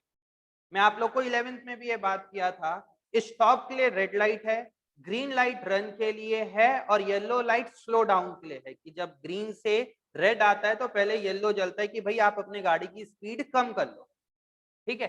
तो वहां पे स्टॉप के लिए रेड लाइट क्यों होती है, ये शायद मैंने 11th में भी आप लोगों से बात किया था। स्टॉप के लिए रेड लाइट ही क्यों होती है, वहां पे व्हाइट लाइट क्यों नहीं लगाया उसने, वहां पे ऑरेंज लाइट या ब्लैक लाइट क्यों लगाया, वहां पे रेड लाइट ही क्यों रूल बना हुआ है। इसके पीछे का लॉजिक या तो तुम लोग ऐसे ही समझ रहे हो भाई रेड है तो रेड है भाई, ठीक है, समझ में आ रहा है, रेड लॉ बना हुआ है तो ठीक है भाई,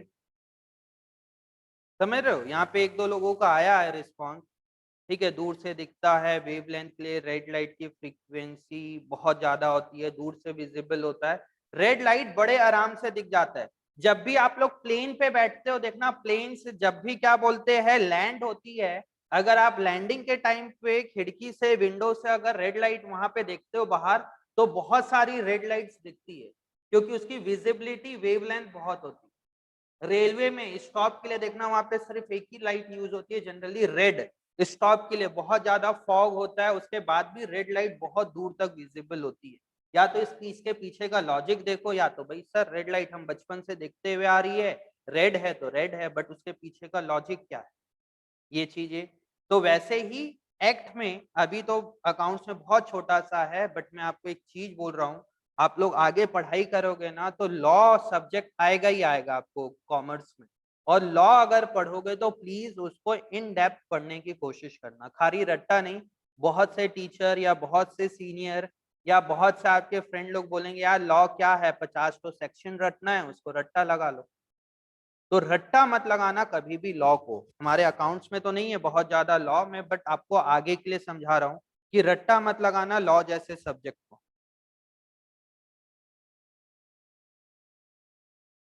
है ना। तो यहाँ पे अगर पार्टनरशिप डीड नहीं बनी हुई है तो अकाउंटिंग के पॉइंट ऑफ व्यू से यहाँ पे क्या क्या बोलता है, प्रॉफिट शेयरिंग रेशियो,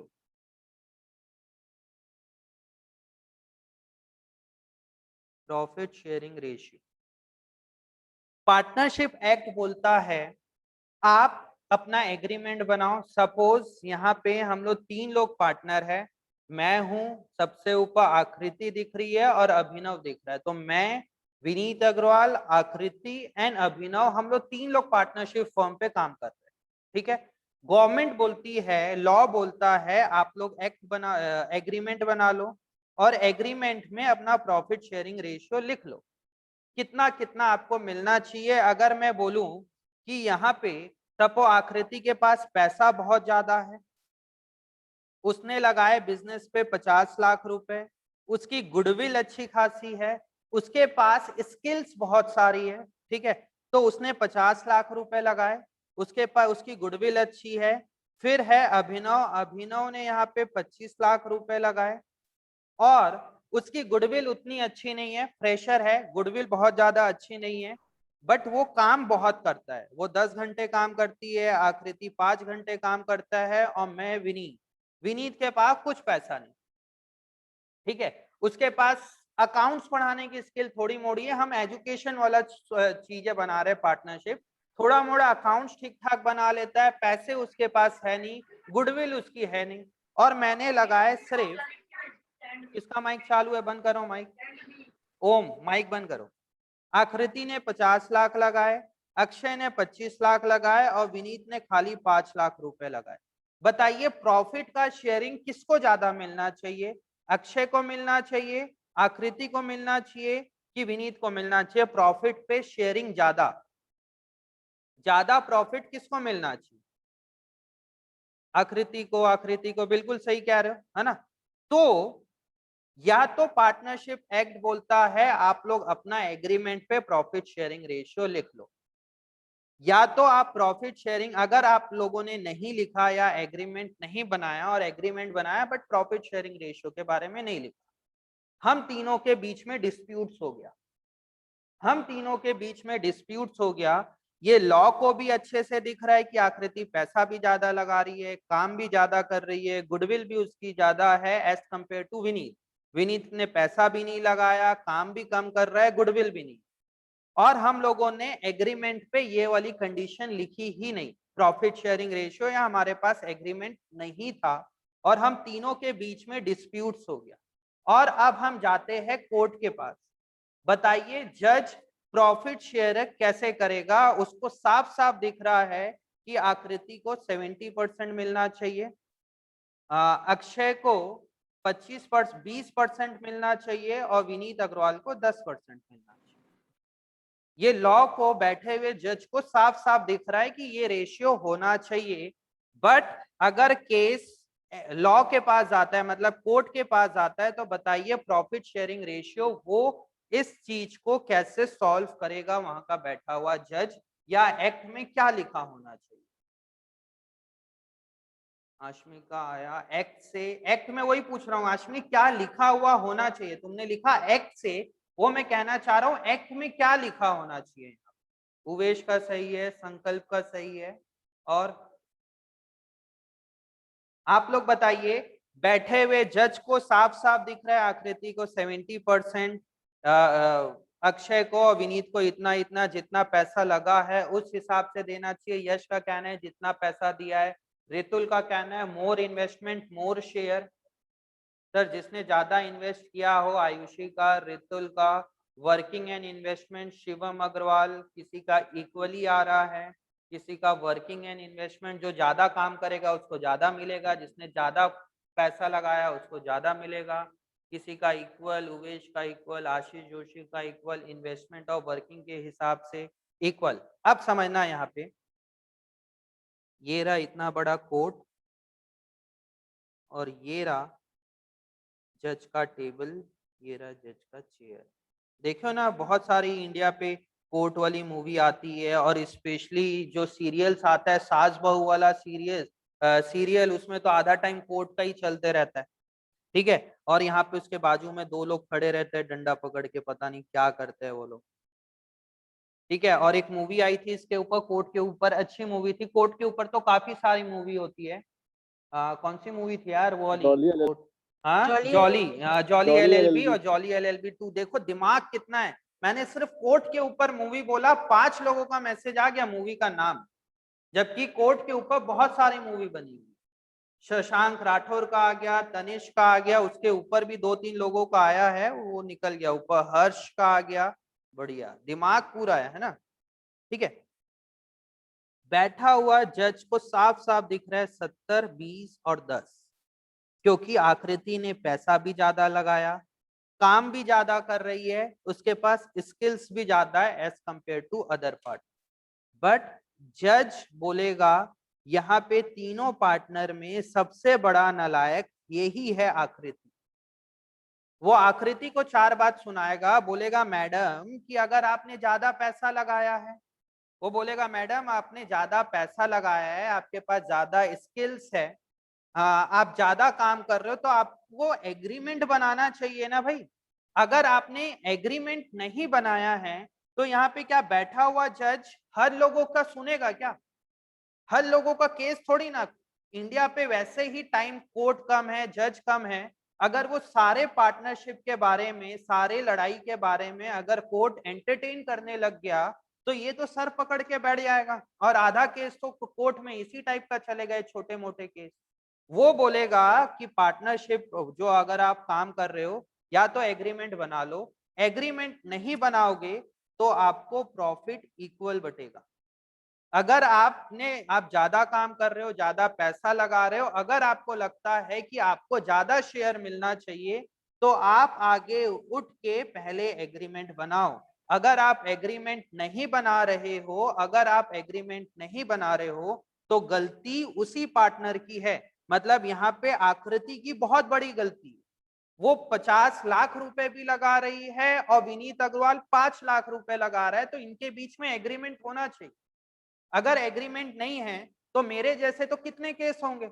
अगर ये सारे केस कोर्ट एंटरटेन करने लग गया तो बड़े बड़े केसेस कब होगा। इसीलिए यहाँ पे एक्ट बना। एक्ट बोलता है या तो आप एग्रीमेंट बना लो, वेल एंड गुड, हम एग्रीमेंट के अकॉर्डिंगली डिसीजन सुनाएंगे। अगर हम आपने एग्रीमेंट नहीं बनाया तो हम इक्वल बांट देंगे। अगर आपको ऑब्जेक्शन है तो गलती आपकी है, आपने एग्रीमेंट क्यों नहीं बनाया। जैसे यश का कहना है सर ये तो गलत है ना।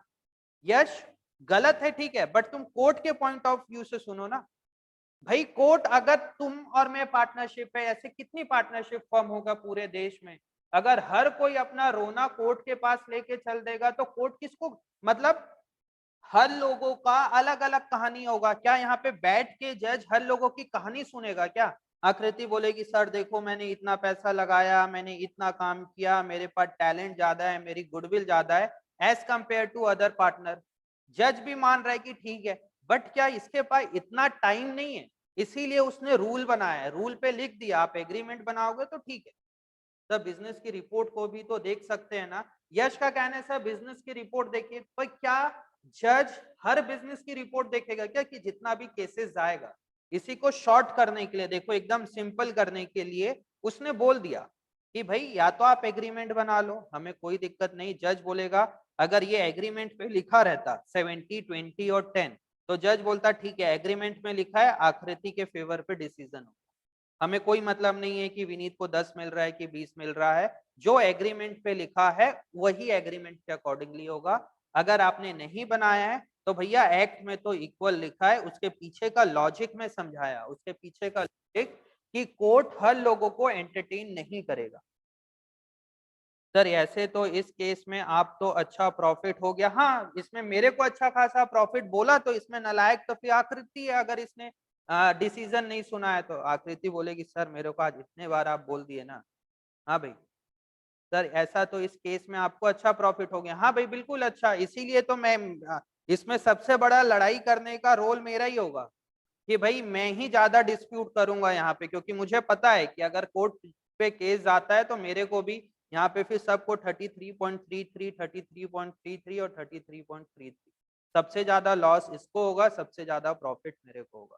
उसके पीछे का लॉजिक देखो भैया, हर कोई, हर जज इतना टाइम नहीं है कि वो सबका सुनते रहे।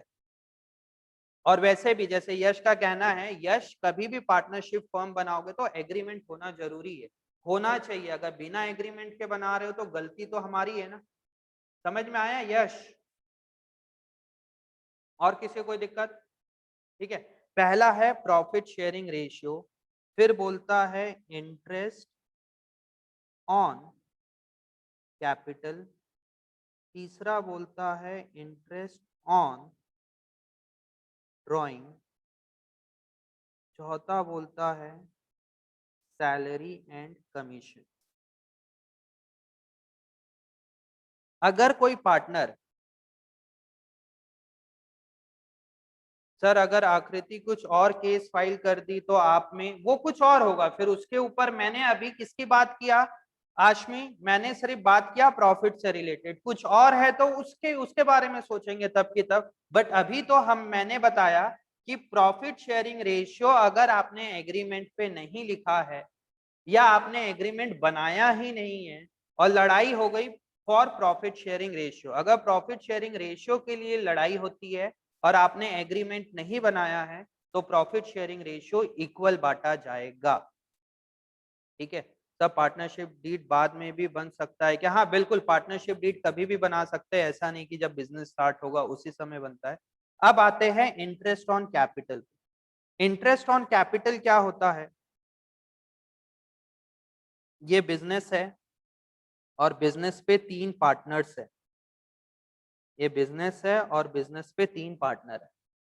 ठीक है, इसने अपने घर का सारा पैसा लगा दिया, सारा का सारा पैसा लगा दिया बिजनेस पे। ठीक है, तीनों ने लगाया बट एक पर्सन के पास पैसा ज्यादा नहीं था, उसने घर का सारा पैसा लगा दिया बिजनेस पे। क्यों लगाया? ताकि बिजनेस क्या कमा के दे? प्रॉफिट कमा के दे। कल को अगर प्रॉफिट नहीं हुआ तो इसका तो घर ही नहीं चल पाएगा। तो ये बोलता है कि प्रॉफिट तो रिस्क वाला है, मैंने 10 लाख रुपए लगाया है तो मुझे कम से कम 10% का इंटरेस्ट तो दो।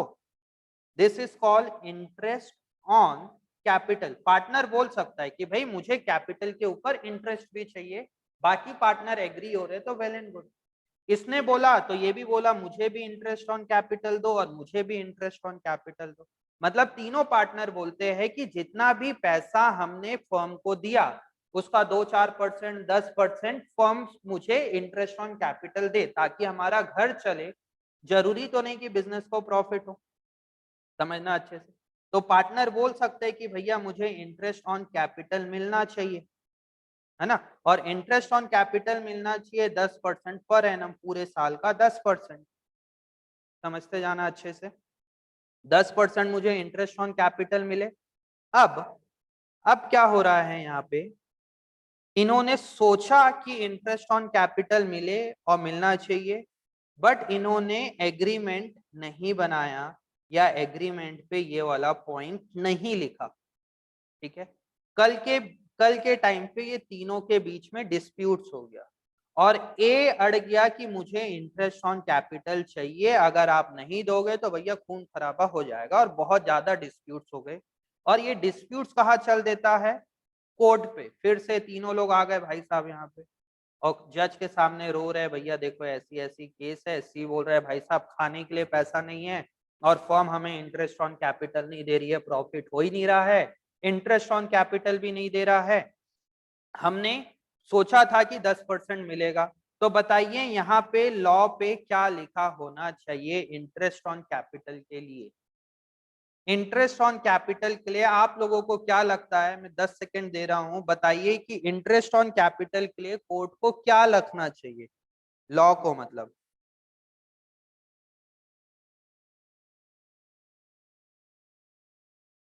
No interest will be provided, शायद नहीं देंगे। नो इंटरेस्ट सर अगर एग्रीमेंट में है तो, एग्रीमेंट में है तब तो अकॉर्डिंग टू एग्रीमेंट ही होगा। आई एम सेइंग कि अगर एग्रीमेंट नहीं है तो नॉट अलाउड। बहुत लोगों का no interest no interest, interest on capital not allowed. ये तो आप रट्टा लगा सकते हो, बट नॉट अलाउड क्यों? जबकि इसका घर नहीं चल रहा, रोड पे आ गया, भूखा मर जाएगा ये, बट लॉ पे नॉट अलाउड। या तो रट्टा लगा लो कि सर लॉ पे लिखा है इंटरेस्ट ऑन कैपिटल नहीं देंगे तो नहीं देंगे, बात खत्म हो गई। इतना समझ लो, या तो उसके पीछे का लॉजिक समझो कि लॉ पे नॉट अलाउड क्यों लिखा हुआ।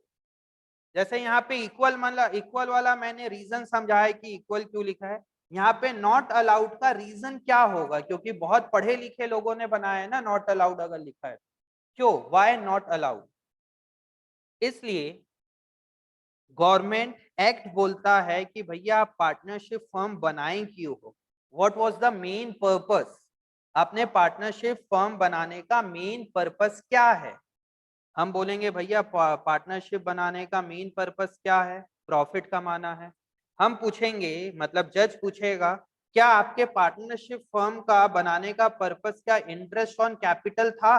तो बोलेंगे नहीं सर, हमारा बिजनेस करने का पर्पस तो सिर्फ और सिर्फ प्रॉफिट था।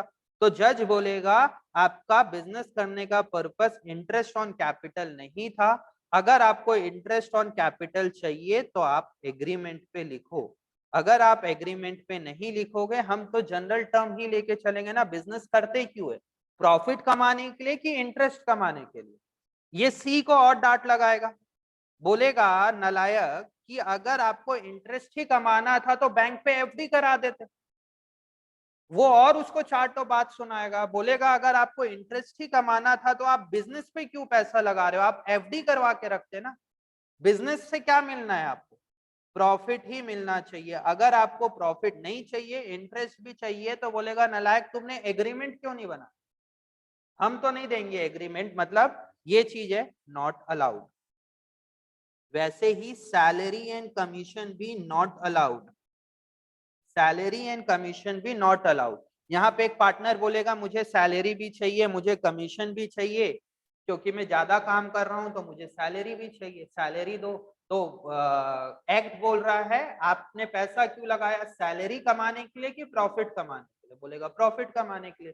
तो सैलरी किस बात की? बोलेगा सर घर चलाने के लिए, क्योंकि प्रॉफिट तो श्योर नहीं होता है। तो एक्ट बोलता है कि अगर आपको प्रॉफिट सैलरी लेना था तो आप उसके लिए एग्रीमेंट पे लिखते। आपने एग्रीमेंट पे नहीं लिखा तो मैं हर लोगों की बात नहीं सुन सकता। इसीलिए interest on capital not allowed, salary and commission not allowed, profit sharing ratio equal, interest on capital not allowed, तो इंटरेस्ट ऑन ड्रॉइंग भी नॉट अलाउड। सेम रीजन कि अगर कोई पार्टनर ने बिजनेस से पैसा विड्रॉ कर लिया, बिजनेस बोलेगा कि भैया मुझे इंटरेस्ट दो, इंटरेस्ट ऑन ड्रॉइंग दो। अगर पार्टनर को इंटरेस्ट ऑन ड्राइंग नहीं देता तो बिजनेस केस कर देगा, तो बोलेगा कि भैया इंटरेस्ट ऑन ड्राइंग भी आपको नहीं मिलेगा। अब इसके बाद एक मेन पॉइंट आता है जो बच्चा इसमें बहुत गलती करता है, that is interest on loan. ये पॉइंट को समझना। यहाँ पे 3 लोग, ठीक है, इसमें बी के पास बहुत पैसा है, पार्टनर का नाम ए, बी और सी। बी के पास अनाप शनाप पैसा है, ठीक है, बिजनेस को एक्सपेंड करना है, बिजनेस को आगे बढ़ाना है, बिजनेस को आगे बढ़ाना है तो बिजनेस को फंड की जरूरत है, मनी की जरूरत है ना। बिजनेस को आगे बढ़ाना है तो बिजनेस को फंड की जरूरत है। अब फंड चाहिए तो बिजनेस फंड कहाँ से लेके आएगा? पहला ऑप्शन कि सारे पार्टनर अपने अपने घर से एक्स्ट्रा कैपिटल इंट्रोड्यूस करो। पैसे नहीं है तो हम बैंक के पास लोन लेने जाते हैं, बैंक वाला भी हमें लोन नहीं दिया, मतलब हमें 50 लाख चाहिए, बैंक वाला 10 लाख की लोन दे रहा है। तो हमने दोनों ने सोचा यार बी के घर में तो बहुत अनाप शनाप पैसा है तो बी से ही लगवा लेते हैं। बी वैसे ही हार्ट पेशेंट है। बी बोलेगा भाई साहब मेरे पास पैसा तो बहुत है, मैं 50 लाख रुपए दूंगा नहीं बिजनेस को, क्योंकि मैं बिजनेस पे लगा दूंगा तो हो सकता है कल को प्रॉफिट ना हो, प्रॉफिट नहीं होगा तो मेरा पैसा डूब जाएगा। तो बी बिल्कुल नट दिया कि भैया मैं तो पैसा दूंगा नहीं। ए और बी एकदम खतरनाक लोग। देखिए यहाँ पे 3 पार्टनर, ए है मारवाड़ी, ठीक है, बनिया आदमी, ठीक है, बी है गुजराती और सी है सिंधी। 3 लोग, ऐसे 3 लोग काम कर रहे हैं, मारवाड़ी, सिंधी एंड गुजराती। सोच लो 3 लोग बिजनेस करेंगे तो कैसे करेंगे? तो ये गुजराती भाई साहब ने मना कर दिया, और मारवाड़ी और सिंधी को भैया पैसे भी निकलवाने हैं और ये लोग पैसे निकलवाने में कम नहीं है, पैसे निकलवा लेंगे कैसे भी करके, है ना। अब पैसे की बात याद आती है तो मेरे को फीस की बात याद आती है। पार्टनरशिप जब चालू करूंगा ना तो फीस की बार बार बातें होगी, ठीक है। फीस का आप लोगों को डिटेल दे दिया गया है व्हाट्सएप पे, अकाउंट नंबर, इंस्टॉलमेंट, सारी चीजें दे दी गई है। फीस जो फर्स्ट इंस्टॉलमेंट है, पता है पेंडेमिक है, लॉकडाउन चल रहा है तो थोड़ी सी डिफिकल्टीज हो सकती है, तो अगर आप लोग अभी नहीं दे पा रहे हो तो आप लोग बताइए, और कोई अमाउंट बहुत ज्यादा बड़ी नहीं है। फीस का ऑलरेडी 20 दिन निकल चुका है जिसमें फर्स्ट इंस्टॉलमेंट 5,000 रुपए है। 15-20 दिन हो गया, हमने हमारे तरफ से ना तो किसी के पास मैसेज गया, ना टीचर ने बोला, ना व्हाट्सएप पे कुछ आया, बट अब बहुत दिन हो गया है और कोई बहुत बड़ी अमाउंट नहीं है। अगर हाँ जेन्युइनली किसी को है तो आप लोग डेट बता दो, देखो एक वो चीज सही रहता है, आप बोल दो सर मैं 1.5 महीने के बाद दूंगा, कहीं कोई प्रॉब्लम नहीं, एक सिंगल कॉल नहीं जाएगा आपके पास। बट जो डेट है अपने से कॉल करके बता दो, मैसेज कर दो, या ऑलरेडी 15-20 दिन हो गया तो एटलीस्ट फर्स्ट इंस्टॉलमेंट 5000 का पेमेंट करा सकते हो, अगर टीचर का पढ़ाया हुआ सही लग रहा है। हम कोई एनजीओ नहीं खोल के बैठे हुए, ठीक है। फीस देना पड़ेगा, अगर कोई दिक्कत है तो बोल दो, हम 1 महीने बाद 15-20 दिन बाद देंगे, और ये रिसेप्शन वाले नंबर पे मेरे को मैसेज करके कोई नहीं बोलेगा ठीक है हमने पेमेंट कर दिया है, ये भी नहीं बोलना है, और हम बाद में करेंगे ये भी नहीं। आप रिसेप्शन वाले नंबर पे फोन करके या मैसेज ड्रॉप करके बोल सकते हैं अभी नहीं भाई, हम फीस 1 महीने बाद, 15 दिन बाद, या लॉकडाउन ओपन होने के बाद। और जो दे सकता है आप लोग फीस, यार बहुत दिन हो गया, कई टाइम से पढ़ रहे हैं हम, 1 महीने से ऊपर हो गई क्लास चालू हुए, तो जिन्होंने भी फीस पे नहीं किया है तो प्लीज ड्यू डेट पे फीस का पेमेंट करिए, या नहीं कर रहे हो तो उसमें टाइम बता दो कि आफ्टर लॉकडाउन या उसके बाद करेंगे, ठीक है। एक चीज, इंटरेस्ट ऑन लोन, तो यहाँ पे ये गुजराती के पास इसने बोला पैसे बहुत है, मारवाड़ी और सिंधी को पता है बहुत है बट ये दे नहीं रहा है, तो बताइए हम उससे पैसा कैसे निकलवाएंगे। हम बोलेंगे देख भाई मोटा भाई तू बैठ, तेरे पास पैसा बहुत है, तू लगाना क्यों नहीं चाह रहा है। वो बोलेगा भैया मैं 50 लाख लगा दूं, बिजनेस अगर प्रॉफिट नहीं कमाया तो मेरा पैसा तो डूब जाएगा। हम बोलेंगे देख यार भाई अपने को बैंक भी लोन नहीं दे रहा है, अपने को बिजनेस भी एक्सपेंड करना है, पैसे की जरूरत है, और पैसा तो तेरे पास ही है, हम दोनों तो गरीब आदमी। गुजराती भाई साहब भी बोलेगा यार ये लोग पागल तो बना रहे हैं, बट मैं भी देने वाला नहीं हूँ, क्यों, क्योंकि मेरा पैसा डूब सकता है शायद। तो ये दोनों ने उसको बोला ठीक है तू क्यों नहीं देना चाहता, वो बोला क्योंकि प्रॉफिट जरूरी नहीं है हो, तो अगर मैं दे दूंगा और प्रॉफिट नहीं हुआ तो मेरा पैसा डूब जाएगा। तो ये दोनों ने उसको बोला देख भाई तू एज अ कैपिटल मत इंट्रोड्यूस करना, अगर कैपिटल रिस्क होता है तू एज अ कैपिटल मत दे, बिजनेस को एज अ लोन दे। कैपिटल पे रिस्क होता है, अगर मैं बिजनेस पे एज अ कैपिटल लगाया, कल को मेरे बिजनेस को लॉस होगा तो मेरा पैसा डूब गया। बट अगर ये बिजनेस को एज अ लोन दे रहा है, और मोटा भाई बोलेगा कि उस लोन के ऊपर में मुझे 10% का इंटरेस्ट चाहिए, तो इन दैट केस बिजनेस की एक लायबिलिटी बन जाएगी कि मुझे उसको इंटरेस्ट देना ही है। अगर नहीं दे पाया तो बिजनेस की पर्सनल प्रॉपर्टी को सेल करेंगे, और सेल करके जो पैसा आएगा हम उस पार्टनर बी को इंटरेस्ट देना ही पड़ेगा। प्रॉफिट के लिए कंपल्सन नहीं है, बट हाँ अगर वो लोन दे रहा है तो इंटरेस्ट तो देना पड़ेगा, अगर कोर्ट पे केस आता है तो उसको इंटरेस्ट देना ही पड़ेगा बिजनेस। समझ में आया? कैपिटल देना और लोन देना, लोन और कैपिटल में क्या फर्क है। लोन रिस्क फ्री होता है और कैपिटल फुली रिस्क रहता है। तो इसको हमने समझाया कि देख भाई ऐसा दे, हाँ तो फिर गुजराती आदमी ने बोला ठीक है कि मैं पैसा दूंगा बट एज अ लोन दूंगा 50 लाख रुपए।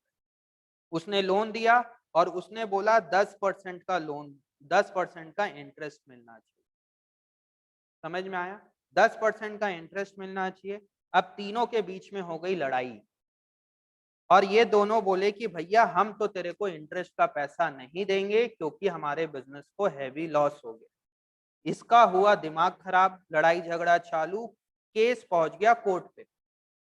अब बताइए यहाँ पे बैठा हुआ जज क्या बोलेगा, इसका डिसीजन क्या आना चाहिए बताइए। बहुत ज्यादा थ्योरेटिकल क्लास हो गई बट ये होगा, मिलेगा इंटरेस्ट, मिलेगा इंटरेस्ट। और बताइए, allowed allowed allowed allowed, interest मिलेगा, ठीक है। बट यहाँ पे क्या हो रहा है कि ये जो मोटा भाई ने इंटरेस्ट का पैसा लगाया, परसेंटेज वो लगाया 10%। कोई बोल सकता है अब ये दोनों अड़ गए कि मैं नहीं दूंगा, और ये जो हमारा मोटा भाई है ये बोल रहा है कि मेरे को 15% इंटरेस्ट दो, क्योंकि महंगाई बढ़ गई है, 15% इंटरेस्ट दो। अब इस केस में क्या होगा, जज बोलेगा कि भैया उसको बी को कि आपने लिखा क्यों नहीं एग्रीमेंट पे, नहीं लिखा तो गलती तो आपकी है। पर वो बोलेगा साहब ठीक है नहीं लिखा बट मैंने तो लोन दिया है ना, कैपिटल देता तो नहीं देते तो समझ में आता। तो जज बोलेगा हम आपको इंटरेस्ट तो देंगे बट जितना आप बोल रहे हो उतना नहीं देंगे, हम देंगे मार्केट रेट के हिसाब से। अगर यही पैसा आप बैंक में डिपॉजिट करते तो बैंक से कितना इंटरेस्ट मिलता, अगर आप कहीं और करते फाइनेंशियल इंस्टीट्यूशन में लगाते तो कितना मिलता। तो मार्केट रेट था उस समय 6% पर एनम, क्योंकि यहाँ पे मोटा भाई भी बोल सकता है ना कि भैया मेरे को 15% दो, मेरे को 20% दो, मेरे को 25% दो। यहाँ पे ये बोल रहा है कि मेरे को 25% दो, ए और सी नट दिए उसमें, और चल देता है वहां, उसको कितना परसेंट इंटरेस्ट मिलेगा, 6% per annum on interest on loan. अगर वो ज्यादा मांग रहा है, अगर जो पार्टनर लोन दिया है और वो ज्यादा इंटरेस्ट मांगता है, तो जज उसको बोलता है, मतलब एक्ट उसको बोलता है कि अगर आपको ज्यादा चाहिए था तो आपने एग्रीमेंट क्यों नहीं बनाया। एक्ट ने 6% फिक्स कर दिया, ये टाइम टू टाइम जब भी अमेंडमेंट आता है चेंज होता है, बट हमारे थियोरिटिकली 6% है, कभी ये 8% हो जाता है, कभी 9% हो जाता है, हर साल वगैरह चेंज होता है। तो एक्ट बोलता है या तो आप जो लॉ पे लिखा हुआ है उसके अकॉर्डिंगली लो, क्योंकि मैं सबका नहीं सुन सकता, ठीक, वही एक रीजन है, मैं बार बार सब लोगों का नहीं सुन सकता, या तो 6% लो। आपको ज्यादा चाहिए तो आपने एग्रीमेंट क्यों नहीं बनाया, एग्रीमेंट नहीं बनाया तो गलती तो आपकी है भैया। तो interest on loan 6% per annum मिलना चाहिए, ठीक है। अब ये पांचों चीजों को एक बार याद कर लो अच्छे से। प्रॉफिट शेयरिंग रेशियो क्या होना चाहिए in the absence of partnership deed, अगर पार्टनरशिप डीड नहीं बना हुआ है तो एक्ट क्या बोलता है, आपको प्रॉफिट शेयरिंग रेशियो कैसे मिलेगा, प्रॉफिट शेयरिंग रेशियो कैसे मिलेगा बताइए, profit sharing ratio, profit sharing ratio कैसे मिलना चाहिए, माइक अनम्यूट करके और मैसेज करके फटाफट बताइए। प्रॉफिट शेयरिंग रेशियो इक्वल मिलना चाहिए, प्रॉफिट शेयरिंग रेशियो हमेशा इक्वल मिलना चाहिए in the absence of partnership deed. या तो पार्टनरशिप डीड पे लिख दो, पार्टनरशिप डीड पे नहीं लिख रहे हो तो आपको क्या मिलेगा, इक्वल मिलेगा, ठीक है। एक मिनट, है ना, लॉजिक समझ में आया इक्वल का। इंटरेस्ट ऑन कैपिटल, अगर पार्टनरशिप डीड है तो वेल एंड गुड, और पार्टनरशिप डीड अगर नहीं है तो interest on capital not allowed, salary and commission not allowed, interest on drawing not allowed. देखिए या तो आप रट्टा लगाते तो लॉजिक नहीं समझ में आता, फिर सुबह शाम उसको याद करते। अब आपको याद करने की जरूरत नहीं है, आप चीजों को समझ पा रहे हो, अब समझ में आ रहा है। Profit sharing ratio equal, interest on capital not allowed, salary and commission not allowed, interest on drawing not allowed, और इंटरेस्ट ऑन लोन भी not allowed. Ayushi market value नहीं बोलना कभी भी, हो तो मैं समझाया कि रेट कुछ और भी हो सकता है, मार्केट वैल्यू नहीं, एक्ट में लिखा हुआ है 6% per annum, interest on loan 6% per annum होगा। आप लोग कंफ्यूज मत होना, इंटरेस्ट ऑन लोन और interest on capital not allowed, interest on capital not allowed, but interest on loan 6% per annum, समझ में आया। Salary and commission not allowed, interest on drawing not allowed, profit sharing ratio equal, ये बोलता है आपको act हमारे accounting के term के लिए। बाकी एक्ट में बहुत सारी चीजें लिखी हुई है। Provision affecting accounting treatment in the absence of partnership deed, profit sharing ratio equal, interest on capital not allowed, interest on drawing not allowed, salary and commission not allowed, और interest on loan 6% per annum. अब इसके ऊपर देखिए illustration number 1 है, इसको theoretically लिखना है, इसको मैं कराऊंगा नहीं, एक दो क्वेश्चन को हम रीड कर लेंगे, होमवर्क है आपके लिए। इलिस्ट्रेशन नंबर 1 लिखिए, homework illustration number 2 homework, illustration 1 illustration 2 कुछ क्वेश्चन में दिक्कत होगा उसको अपन अगली क्लास में डिस्कस करेंगे। और आप लोगों के लिए होमवर्क है, देखिए यहाँ पे in the absence of partnership deed, that is practical का क्वेश्चन नंबर 1 से लेके क्वेश्चन नंबर 6 तक, क्वेश्चन नंबर 1 से लेके question number 6, illustration 1 and illustration 2। Anshika सही याद दिलाए, अभी कोई भी लेफ्ट नहीं होगा, मुझे एक बहुत इंपॉर्टेंट बात करनी है। क्वेश्चन नंबर 1 से होमवर्क लिखिए, क्वेश्चन नंबर 1 से लेके क्वेश्चन नंबर 6 और इलिस्ट्रेशन 1 एंड 2। पहले ट्राई करेंगे इलिस्ट्रेशन एंड फिर ट्राई करेंगे क्वेश्चन नंबर 1 से लेके 6 तक। अब ध्यान देना, अगली क्लास में मैं ये वाले क्वेश्चन में ज्यादा टाइम नहीं लगाऊंगा। अगर किसी चीज का मैं नहीं करवाता या बच जाता है तो इसको अपन कभी बाद में कर लेंगे, क्योंकि ये बहुत इजी टॉपिक है इनके, क्योंकि मुझे इसमें ना आगे के टॉपिक्स स्टार्ट करना है। समझ पा रहे हो? क्योंकि अभी मुझे कॉन्सेप्ट बहुत पढ़ाना पड़ेगा, आप लोगों ने नहीं पढ़ा है, और मैं देखते हो जानते हो आप लोग कि मैं कॉन्सेप्ट पढ़ाता हूँ डिटेल पे, और कॉन्सेप्ट पढ़ाऊंगा लाइक इंटरेस्ट ऑन लोन। इस चैप्टर में स्पेशली बहुत सारे कॉन्सेप्ट हैं, इंटरेस्ट ऑन लोन है, profit and loss appropriation, partner capital, interest on capital, interest on drawing, salary and commission, ठीक है, फिर पास्ट एडजस्टमेंट और गारंटी ऑफ प्रॉफिट। बहुत सारे कॉन्सेप्ट है इस चैप्टर के अंदर। फर्स्ट चैप्टर में बहुत टाइम लगता है। देखिए एडमिशन, रिटायरमेंट और डेथ, एक चीज ना, ये 4 चैप्टर में ज्यादा टाइम नहीं लगेगा अगर हम 3 चैप्टर पे मास्टरी कर लिए तो। मैं 3 चैप्टर पे ज्यादा टाइम देता हूं ताकि आपका कॉन्सेप्ट बिल्डअप हो और यहाँ पे प्रॉब्लम ना हो। तो आप लोग ये मत होना, हड़बड़ाना मत कि सर स्लो चल रहा है या वो है, क्योंकि स्कूल में आप लोगों के स्कूल में बहुत आगे तक पढ़ा दिए होंगे, मुझे पता है। जैसे आज ही की क्लास में ये कंटेंट स्कूल वाले 10 मिनट में खत्म करा देते हैं। प्रोविजन अफेक्टिंग अकाउंटिंग ट्रीटमेंट, ये 5 चीज होता है, ये 5 चीज क्या होता है पता नहीं, ठीक है, मतलब डिटेल पे नहीं बताते।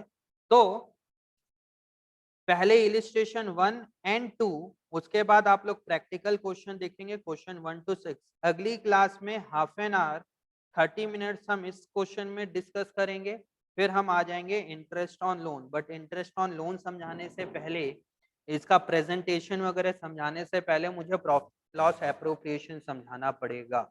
तो आप लोग दिमाग में ये चीज डाल के चलिए, चैप्टर में थोड़ा टाइम लगेगा, विनीत सर डिटेल में पढ़ाएंगे, और कॉन्सेप्चुअली पढ़ना है तो टाइम तो लगेगा भैया, देखो, क्योंकि तुम लोग फर्स्ट टाइम पढ़ रहे हो। और बाद में कोई पार्टनरशिप इतना डिटेल में नहीं पढ़ाएगा जितना मैं, क्योंकि ये एक एक्सपेक्टेशन हो जाती है फर्स्ट ईयर और सीए में कि बच्चा पार्टनरशिप 12th में बहुत डिटेल पे पढ़ के आया हुआ है, उसको एडमिशन के बारे में पता है, उसको रिटायरमेंट, डेथ, सबके बारे में पता है।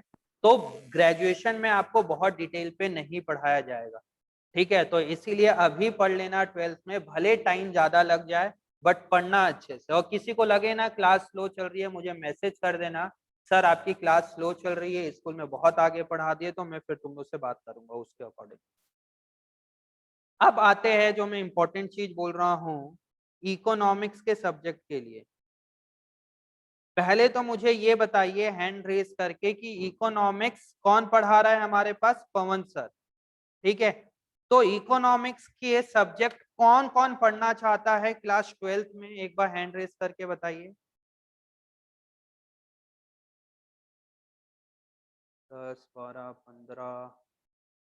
15 लोग का हैंड रेस हुआ है, 17 हो गया, 15, 17, और एक जन ने हाथ जोड़ा है, वो क्या है समझ नहीं आया, नमस्ते वाला जो होता है, किसने किया है वो ये भी नहीं पता।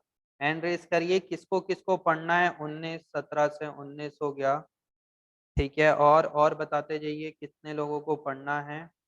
19, 20, 21 हो गए, ठीक है। तो मैं ले रहा हूँ 20, 22, 25 लोगों का है ऑन एन एवरेज इकोनॉमिक्स पढ़ने के लिए। और मैं ये भी बोल रहा हूँ कि अगर स्कूल में अच्छे से नहीं हो रहा है, 11th में नहीं पढ़े थे, ठीक है, 12th में पढ़ लेना। अगर स्कूल पे कॉन्सेप्ट क्लियर नहीं हो रहा है अच्छे से, स्पेशली जो मैथ्स, कॉमर्स प्लस मैथ्स है, टाइम मैनेज हो रहा है तो ठीक है, नहीं हो रहा है तो आप लोग सेल्फ पढ़िए। और अगर मैथ्स वाले को बिल्कुल नहीं समझ में आ रहा है तो क्लास लो। और जो प्लेन कॉमर्स पढ़ रहा है, लाइक पी लेके चल रहा है, मैथ्स लेके नहीं पढ़ रहा है, आप लोग लेफ्ट मत होना है, बात सुन लो।